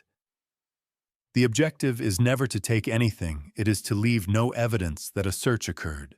You need the subject to believe he is still the only person who knows what is in that room. The top drawer, a legal pad, 2 pens, a folder of utility receipts going back to January. I looked through the folder, item by item. Nothing there. The second drawer. Inside a manila folder containing account documents, I partially recognized. The first pages were financial instruments Maggie had identified in her report credit accounts opened under my name. I lifted the folder carefully face down, preserving its orientation, and set it beside the drawer.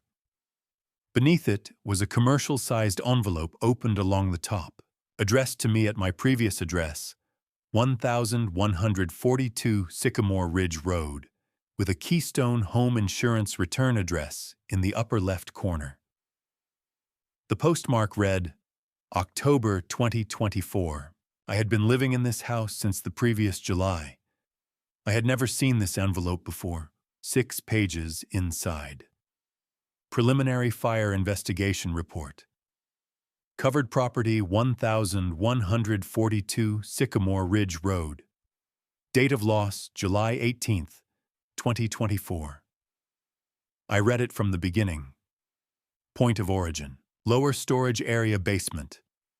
Note: examination of basement electrical panel and wiring systems revealed no evidence of fault overload or damage consistent with accidental ignition. Cause: undetermined pending further investigation. File status open pending unit review. Anticipated follow-up timeline Q1 2025. I knew that basement. I had built the storage shelving myself 3 years after we bought the property using reclaimed lumber from a derelict barn on the eastern edge of the lot. I had measured and leveled every shelf. I knew the way the space ran the cool corner in the lower left, where Eleanor had wanted the fireproof safe installed because it was the most thermally stable position in a basement that warmed unevenly in summer. The deed documents were in that safe. Eleanor's notarized will was in that safe. Her annotated copy of the tenancy in common arrangement, the one she had paid 2 attorneys to verify, the one that required both sons to agree before any sale could proceed, was in that safe. I had told Nathan what was in it 2 weeks after Eleanor's funeral during a conversation about ensuring important documents were properly accounted for during the estate process. Nathan had listened with the focused, composed attention of a man who was not going to forget what he was being told. Nathan had received this report in October 2024, 3 months after moving me into his house. At no point during the 10 months that followed had he mentioned the report's existence. The open investigation, the pending follow-up, or the preliminary finding that the fire had originated in the basement without identifiable electrical cause. He had put the envelope beneath a folder of financial documents in the second drawer of his desk. I photographed every page. I held each sheet flat against the desk surface with one hand and kept the tablet steady with the other. 6 pages, 6 photographs. I checked each image for legibility before moving to the next. Then I reassembled the envelope precisely pages in original order, the fold at the same angle. The envelope back beneath the folder at the same depth, the folder returned to the position I had found it. I closed the drawer. I walked back to my room and sat on the edge of the bed. There is a moment in every financial investigation when the components you have been building separately over weeks or months align into a single visible shape. You do not assemble them, they settle together once you have enough of them, the way physical objects settle when you stop applying force. I had spent 7 months building 6 separate components. Sitting on the edge of that bed, I saw the shape they made. I opened the tablet and typed a message to Calvin on the encrypted channel. Found the insurance report. Fire origin basement. No electrical fault, cause listed undetermined. Investigation still open. Conservatorship hearing postponed to July 15th. We move everything now. His reply came 4 minutes later. I have what we need from the recordings. Meet Thursday. I set the tablet on the mattress beside me. Through the guest room window, May light came in flat and steady across the floor. The house was quiet around me, Vivian asleep upstairs. Nathan across town in someone else's property, the study down the hall exactly as I had found it. I let one full breath out, not for anyone, just the breath of a man sitting alone in a room in the morning, in possession for the first time since July of the complete shape of what had been done to him. Money can be recovered by court order. Debt can be legally discharged. But a fire, if it was what this report strongly suggested, elevated everything that came after it into a different category of crime. Nathan had not simply exploited my displacement. He had arranged it. He had stood in that driveway 42 minutes after the first engine arrived, in a clean shirt with clear eyes, and said every correct word in the correct order, 1 beat too late. Eleanor's clock had been listening to him in that study for 11 weeks. By Thursday, I would know exactly what it had heard. I texted Calvin the same afternoon I found the report. We met 2 days later, same parking lot, same truck, and without preamble, he pulled a small device from the center console and pressed play.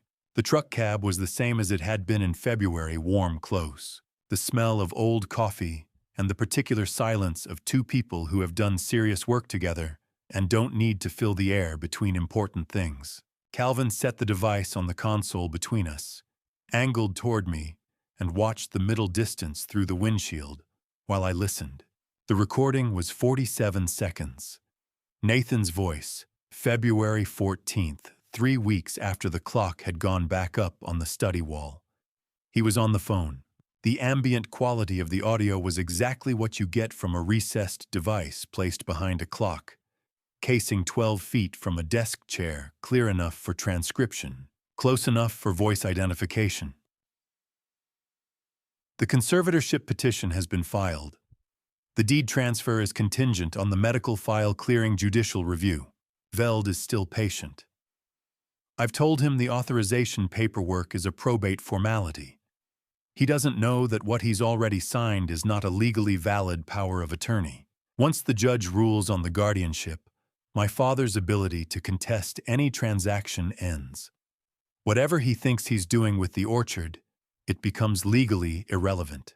47 seconds. I asked Calvin to play it again. He pressed the button without comment. I listened a second time with the specific focus of someone committing language to memory rather than simply processing it, each word, each phrase in sequence, the tone of a man who had decided something a long time ago and had been executing it with patience since. That's enough, I said. Calvin put the device away. The man sitting in the back seat was someone I had known intermittently for 20 years. Joe Whitfield, retired fraud investigator. 2 decades working financial crimes, had the particular physical stillness of a person who has spent a career listening to things that other people talk over. We had worked near each other on a case in 2003 that neither of us discussed in general company. He reached across the seat and shook my hand once. He said 3 words. I said 3 back. That was sufficient between people who have worked difficult problems in the real world, where trust is established by history rather than by explicit declaration. Calvin laid out the remaining structure in plain, operational language. The appointment at Millhaven Savings and Trust would be made in my name, for the purpose of establishing a living trust for the Hargrove Orchard on County Road 7. A living trust, unlike a standard deed arrangement, places an asset under permanent protective management terms that no court-appointed conservator, no unauthorized power of attorney, and no third-party transaction can override without the explicit consent of the trustee.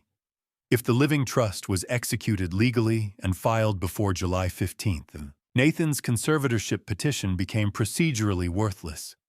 The orchard would be untouchable by any instrument Nathan had built over the preceding 10 months. Nathan could not allow the appointment to proceed. Calvin and I had agreed on this in the abstract in February, and the 47 seconds I had just listened to confirmed it with precision. The moment Nathan understood what I was doing at that bank, he would move to stop it. Millhaven Savings and Trust had 6 HD cameras in the main lobby, one above each teller window in the upper corners, positioned to cover every square foot of the floor. Calvin would be at window 3 as a non-customer. Joe would be near the entrance, monitoring the exterior approach. The bank would provide the documentation we could not manufacture ourselves. On June 2nd, on a Monday evening, I stood in Nathan's kitchen and made the call. The study door was open 4 inches enough.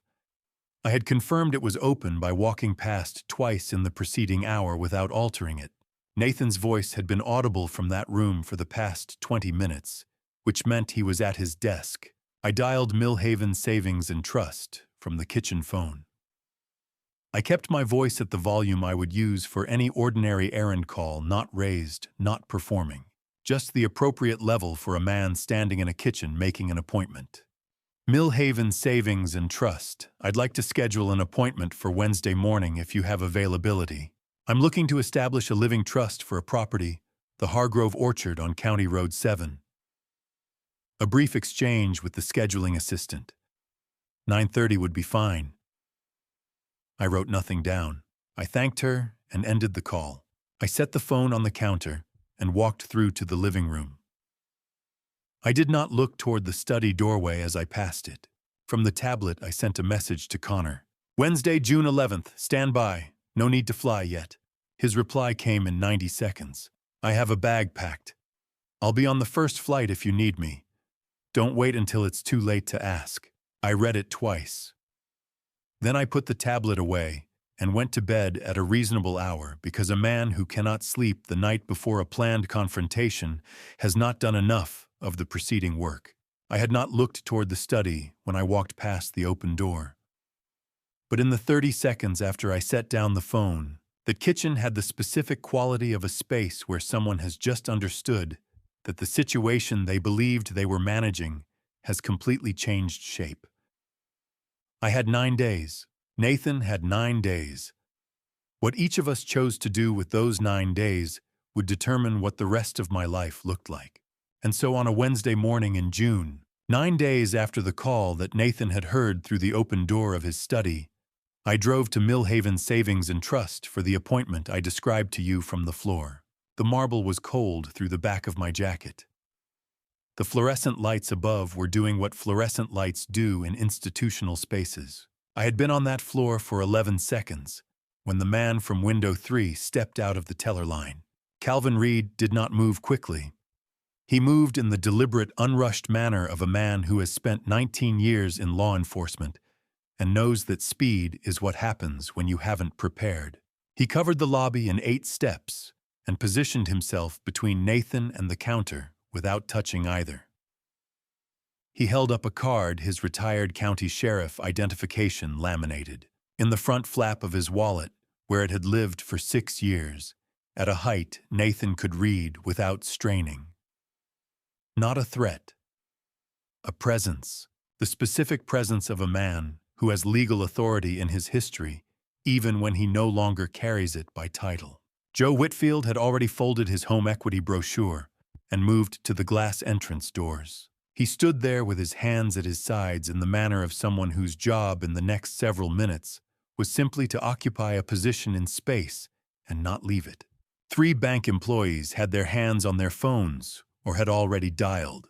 The manager, a woman in her 40s, with the composed efficiency of someone who has been trained for exactly this kind of morning, crossed the floor to where I was and asked if I could stand. I told her my left wrist had come down wrong and my right elbow was sore, but that standing was fine. She brought a chair from behind the counter and positioned it near the 4th window and suggested I sit.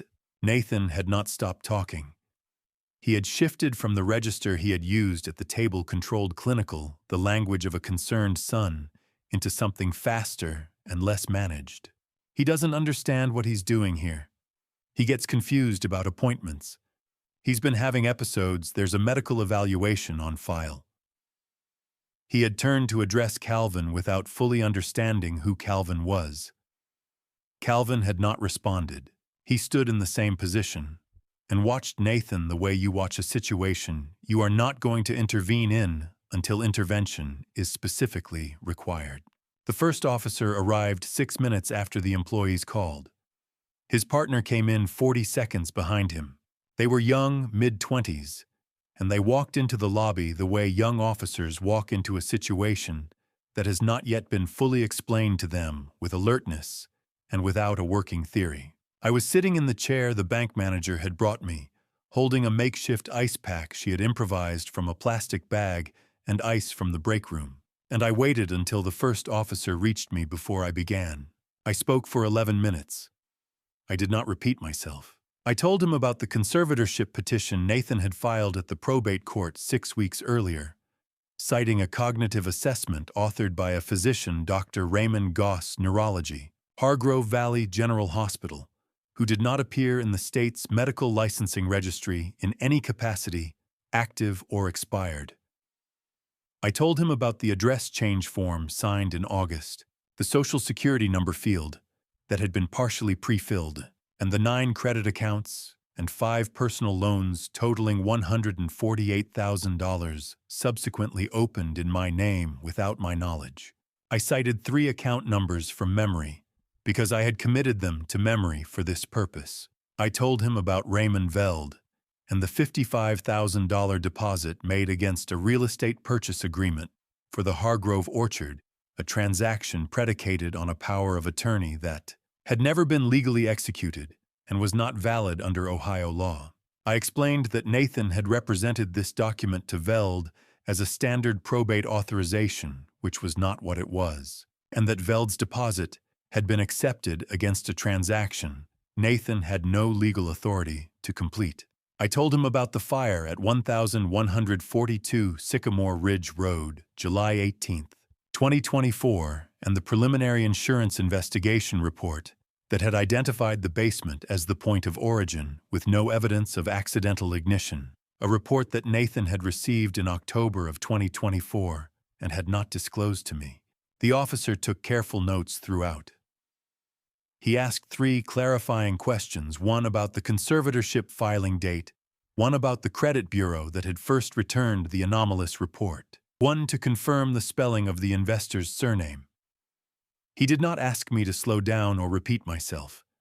He listened to me the way people listen to someone who is not performing urgency, not managing an emotion, not trying to convince them of anything except the sequence of events. Just facts in order from a man who had spent 22 years learning how to give them that way. Through the lobby's front windows, I could see Nathan on the sidewalk with the second officer. Nathan was still talking, explaining, qualifying, gesturing with one hand in the particular motion of a man constructing a framework in real time. The second officer had closed his notepad. I signed the statement the first officer produced. The bank manager asked if I needed any further assistance, and I thanked her and said no. I walked across the marble floor and out through the glass doors into the June morning light. I did not look at Nathan as I passed. I found my car in the lot and sat in the driver's seat for a few minutes without starting the engine. The bank's glass facade reflected the sky and the street and everything on it. I looked at it for a moment. Then I started the car. The police report was the formal beginning, not the conclusion. The recordings from the clock, the financial documentation Maggie had compiled across 4 months. The insurance investigation still open at the county level, those were the materials that would make the beginning hold. And there was still one variable I had never been able to fully account for. The only piece of the structure I had been unable to verify because it was not a document and not a recording and not a number that Maggie could trace through a federal database. I drove home knowing that every piece I had spent 5 months building was now in motion, and that the only thing I could not plan for the only genuine unknown remaining was what Vivian would do when she understood completely what she had been part of. I had a best estimate. I had always had a best estimate. I had also spent 22 years learning that best estimates are not evidence, and that relying on them before the moment of confirmation is how good cases come apart in the final hour. Nathan's car turned into the driveway at 6:10 that evening. I heard the engine cut, and then there were 45 seconds of nothing before the front door opened. 45 seconds is not a man gathering his briefcase from the passenger seat. It is a man sitting in a parked car in his own driveway, working out the opening lines of his next conversation. He came in with a clean shirt. He had stopped somewhere before coming home changed, or at minimum straightened. The composure had nearly returned. His shoulders were set, his expression arranged. The specific readiness of a man who has decided that the problem is manageable if he gets the framing right. He set his keys on the hook by the door, the same hook, the same deliberate motion as every other evening in this house. Then he came into the living room. Vivian was in the kitchen doorway behind him, still in her hospital scrubs. She had come home during the afternoon, which I had not expected. Nathan began with the register I recognized from the dinner table conversation in September, the measured, reasonable voice of a man who is positioning himself as the person with access to the complete picture. What had happened at the bank was a misunderstanding. Thomas had been operating on information provided by people who did not have the full context. The conservatorship evaluation was something Nathan had pursued out of genuine concern, not malice. He had perhaps gone about it imperfectly. Things could be explained if Thomas would allow him to explain them. He spoke for about 2 minutes. He was fluent, and he was not incorrect in his grammar. What he lacked was anywhere specific to put his eyes when he was talking, which is what happens to a man whose narrative has run ahead of the evidence that was supposed to support it. "I want you to hear something," I said. Nathan stopped. His eyes moved to the side table. The playback device was sitting in the center of it. A small black rectangle, unremarkable, the kind of thing that looks like a remote control or a wireless speaker and does not announce what it is. Nathan looked at it. Then he looked at me. His mouth closed with the specific, unhurried closing of a man who has just recognized something that requires him to recalculate everything he was about to say. I pressed play.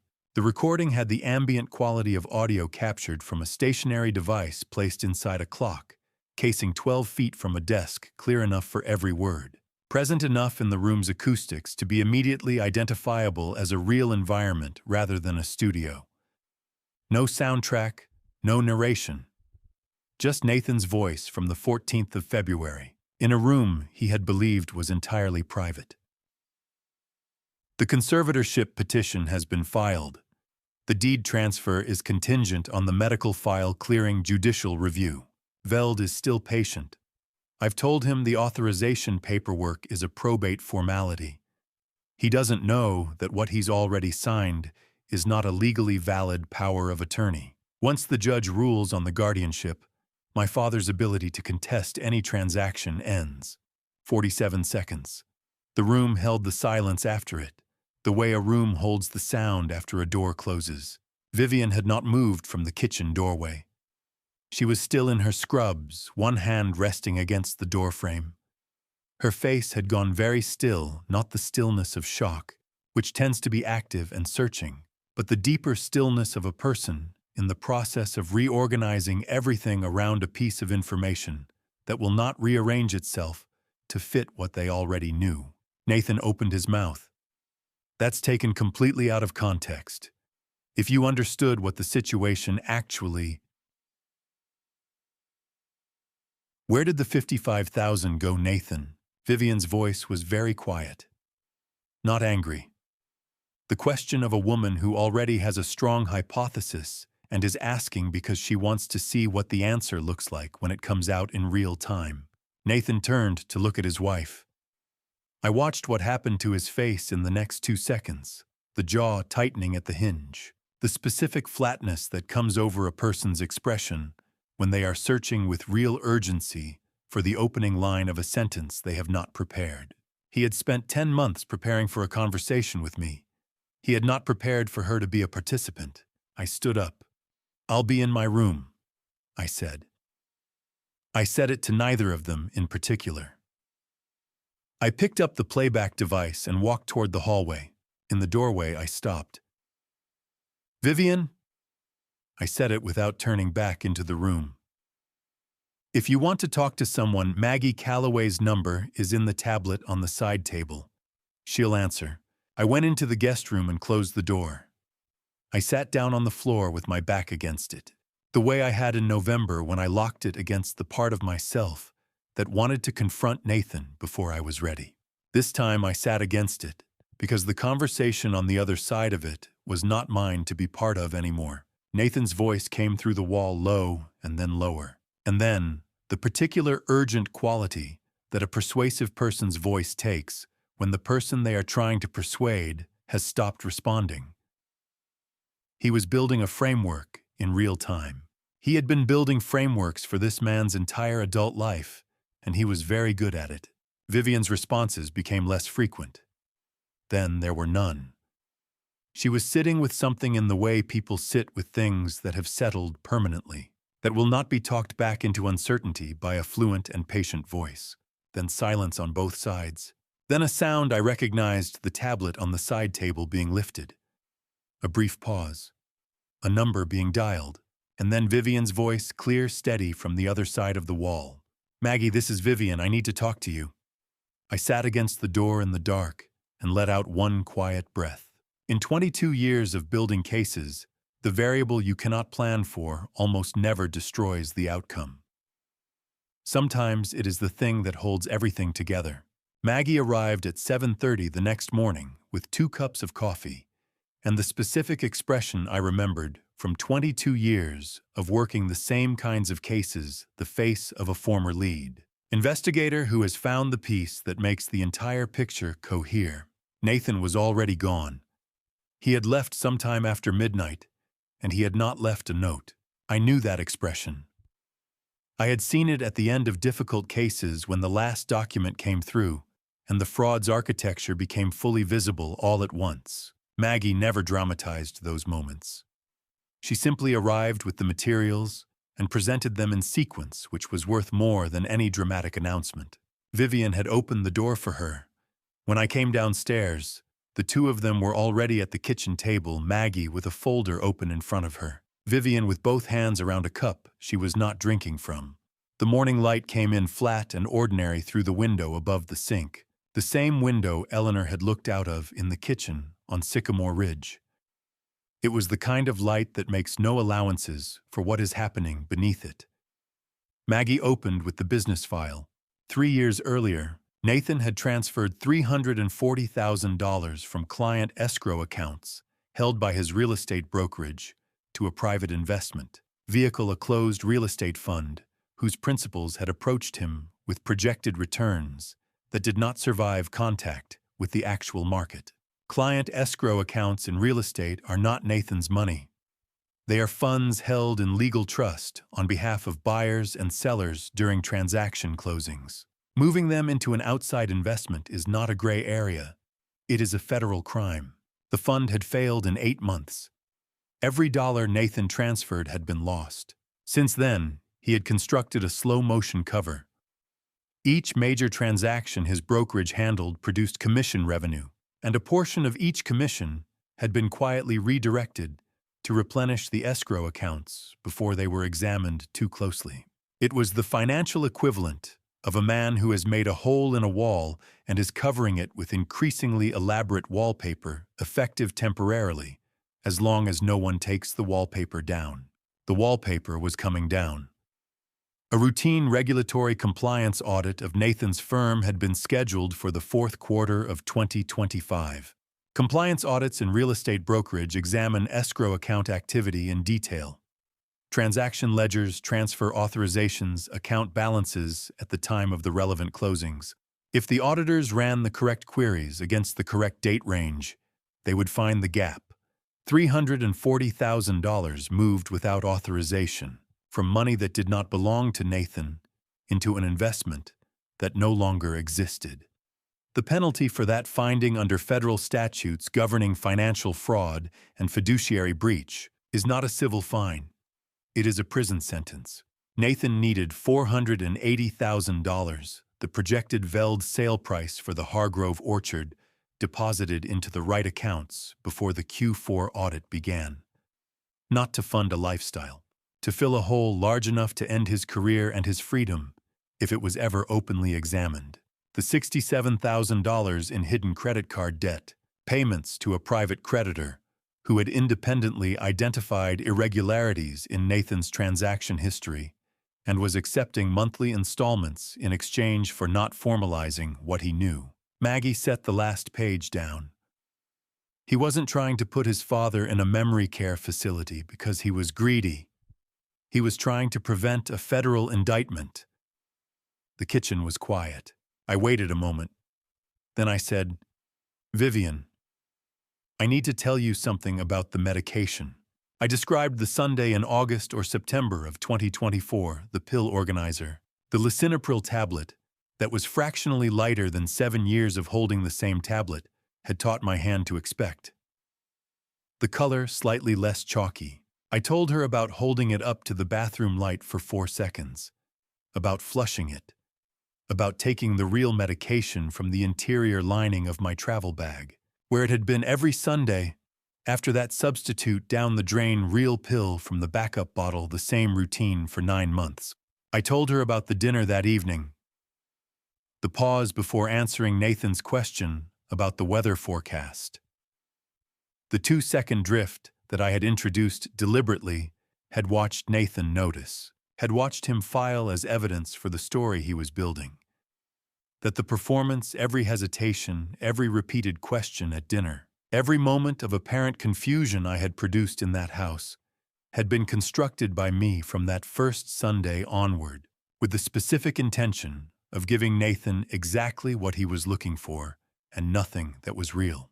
Vivian did not move while I was talking. She had the particular stillness of a person absorbing information that is reorganizing itself into a shape she cannot push back into ambiguity. She was a registered nurse with 12 years of clinical experience. She understood from the inside what had been done to her with professional precision. She had spent 9 months observing what she had been told was cognitive deterioration. She had reported those observations to her husband. She had attributed to genuine decline specific behavioral episodes that I had constructed and calibrated to match the symptom profile Nathan had described to the physician, whose name did not appear in any licensing registry. She had signed a clinical witness record, attesting to the authenticity of things that had never occurred. She had been used as an instrument of accuracy in a crime committed against the man sitting across the table from her. He was going to put his own father-in-law in a memory care facility, she said. Not to me. To the empty chair where Nathan had sat. "Do you have copies of anything you signed, Vivian?" She looked at me for 3 full seconds. Then she stood, went upstairs, and came back carrying a shoebox. She set it on the table. "When you're a nurse, you keep copies of what you sign. I learned that in my first year on the ward. I didn't know what half of these were being used for, but I kept them. Inside, 31 documents, organized chronologically, paper-clipped by month. Patient observation records, each one bearing her professional signature and registration number. Correspondence drafted in language that assumed the existence of a power of attorney Nathan had never legally obtained. A draft version of the conservatorship petition listing Vivian as a co-petitioner in a version she had never been shown and had never agreed to. Maggie began placing them on the table one at a time from left to right, in the order a federal investigator would want to examine them. I looked at Vivian across that table and understood something Nathan had miscalculated entirely. He had given her exactly enough access to be useful, and had trusted that it was not enough to make her dangerous to him. He was wrong about the second part. I pulled out the prepaid tablet and typed one line to Connor. "Get on a plane. It's time." Connor landed at 9:34 and was at Nathan's front door 16 minutes later, which told me he had been at the airport when I texted him last night. I opened the door before he could knock. He looked older than I had expected, which is what 11 months of distance and worry does to a person's face even when they are in their mid-30s. We stood in the doorway for a moment without saying anything. Then he stepped inside, and we held each other, the particular long kind of embrace that doesn't need any language to justify its length. He had driven straight from the terminal. He smelled like a plane. When we separated, he looked at my left wrist where the brace was still on from the bank counter. "I'm all right," I said. "I know you are," he said. He said it in the same tone he had used at 7 years old when he was trying not to cry and too proud to let anyone mention it. Connor turned and saw Vivian standing at the kitchen entrance. She had changed out of her scrubs and was holding a cup she was not drinking from, the same way she had been holding one when I came downstairs that morning. She and my son looked at each other across the room. "I'm sorry," she said. She said it simply, without qualification or preamble, not the apology of someone who has rehearsed it, but of someone who recognizes that the word is the only one that applies, and that adding more words to it would reduce its accuracy. "I know," Connor said. He meant it the same way. Maggie had spent the morning organizing. By the time Connor arrived, she had the materials arranged into 2 manila folders and a thick accordion file, each section ordered and labeled. Each piece of evidence dated and cross-referenced in the way she had prepared case materials for 22 years. She was standing at the kitchen counter with a legal pad and 3 completed pages of notes, which was Maggie indicating, without stating it out loud, that she was ready to go. We drove to the Millhaven Police Department on Cedar Road in Connor's rental car. The 4 of us made the drive with very little conversation, which was not tension. It was 4 people consolidating themselves before a formal proceeding. Detective Sandra Okafor's office was on the 2nd floor down a hallway, where the linoleum had been replaced recently, and nothing else had.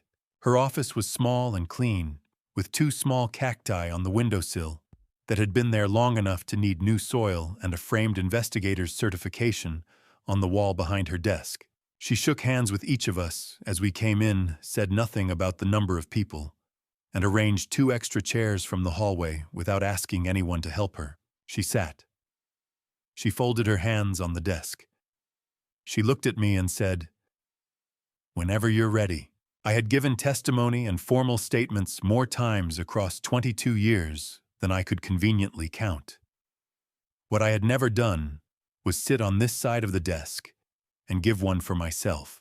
I found the experience clarifying in a way I had not anticipated.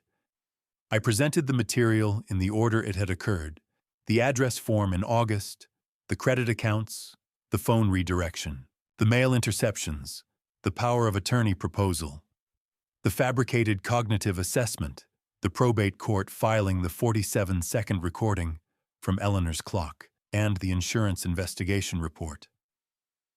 When I reached each piece, Maggie placed the corresponding document on the desk without comment. Okafor listened to all of it without writing anything down.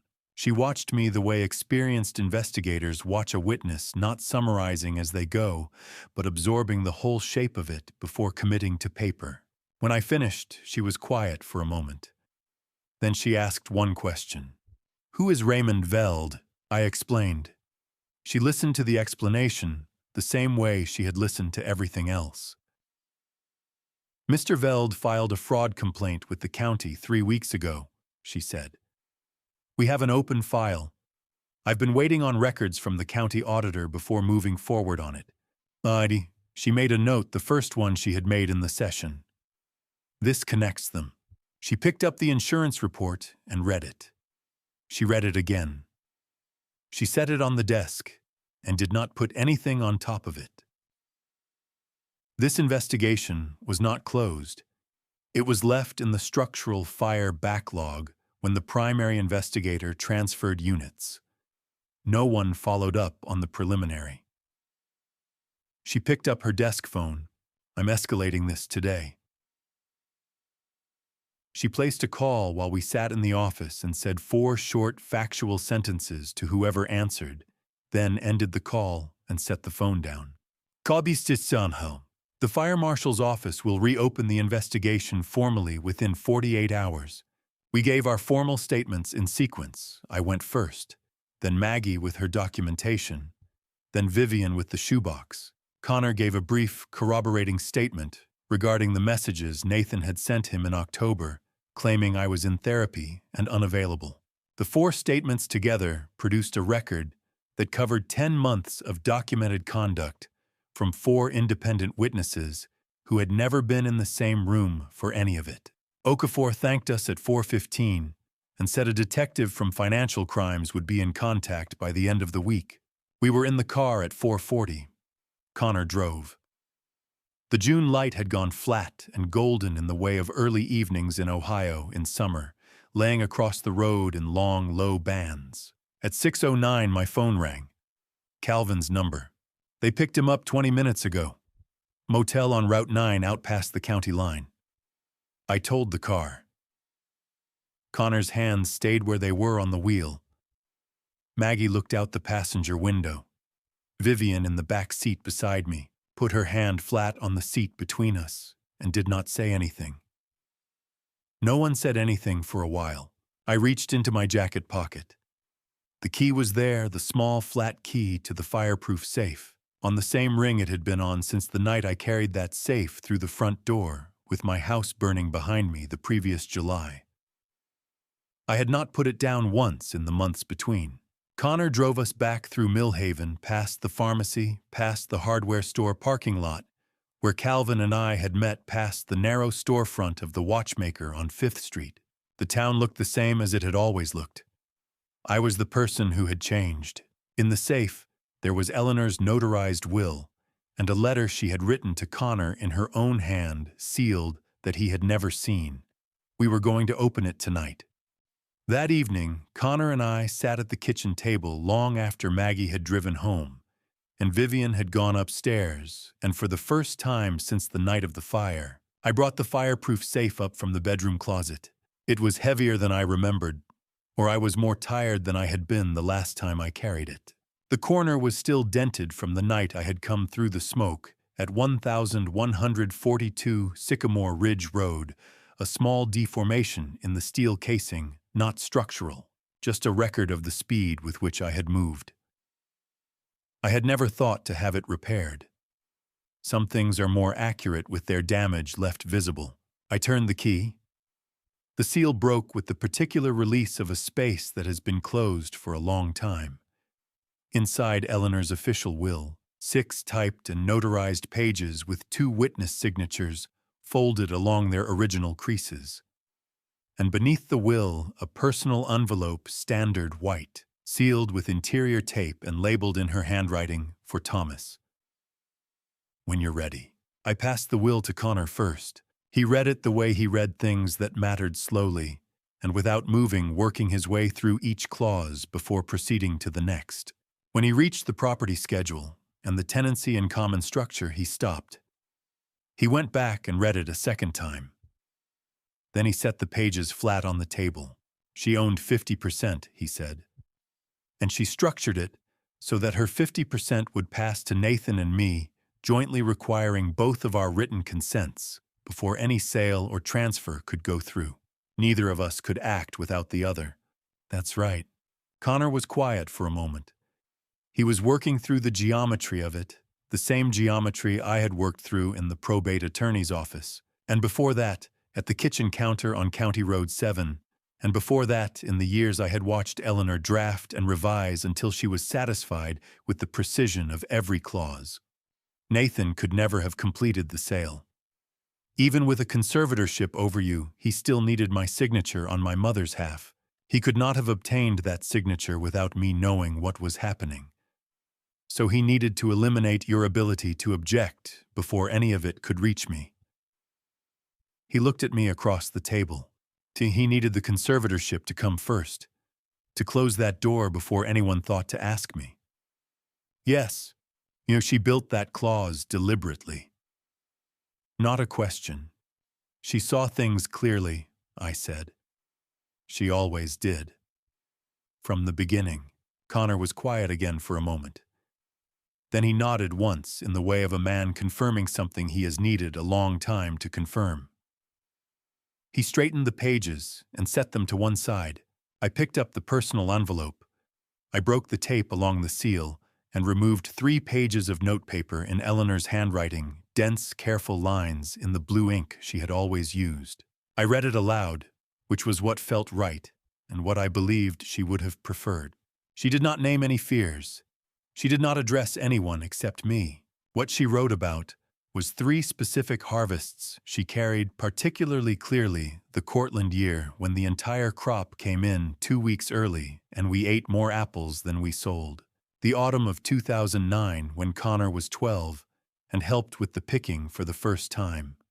And Eleanor said he had his grandfather's hands; and the last good harvest before her diagnosis, which she described in careful, loving detail, as though she was certain someone would want to know exactly how it had felt to be there on those mornings. She wrote about wanting both sons to have some reason, after she was gone, to talk to each other.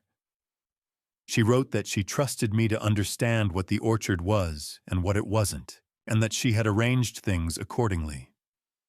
The last 2 lines in her handwriting were these: "Take care of the orchard, Thomas. Take care of each other." That's the whole of it. Connor folded the letter along its original creases and placed it on the table beside the will. Neither of us said anything for several minutes. The kitchen was quiet in the way of a room that has just received something it will hold for a long time. The summer and autumn moved in the way of seasons that contain a great deal of consequential activity and very little that is suitable for narration.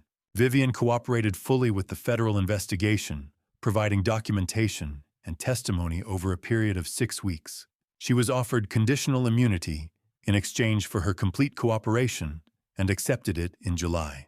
She moved out of Millhaven in August to a town I did not ask the name of. Nathan's case moved through the federal system. A multi-count fraud and elder abuse matter of this complexity requires careful pre-sentencing preparation, and the sentencing hearing was scheduled for the spring of 2026. The arson investigation ran as a parallel proceeding. I declined to attend any of the hearings. In October, Connor flew back to Millhaven, and we drove to the county planning office together on a Tuesday afternoon. We filed the application with the Ohio Agricultural Land Preservation Program to place the orchard under a conservation easement. The easement covered the 75% of the orchard that Connor and I controlled between us, my original 50%, and Connor's 25% share of Eleanor's estate. Under the terms of the easement, the land could be farmed, inherited, walked through, and lived beside in perpetuity. It could not be subdivided, developed, sold to a commercial developer, or monetized outside of agricultural use. Whatever value Hargrove Valley Development Group had assigned to its development potential was now a legal irrelevance. A notary witnessed my signature. The county clerk stamped the document without ceremony.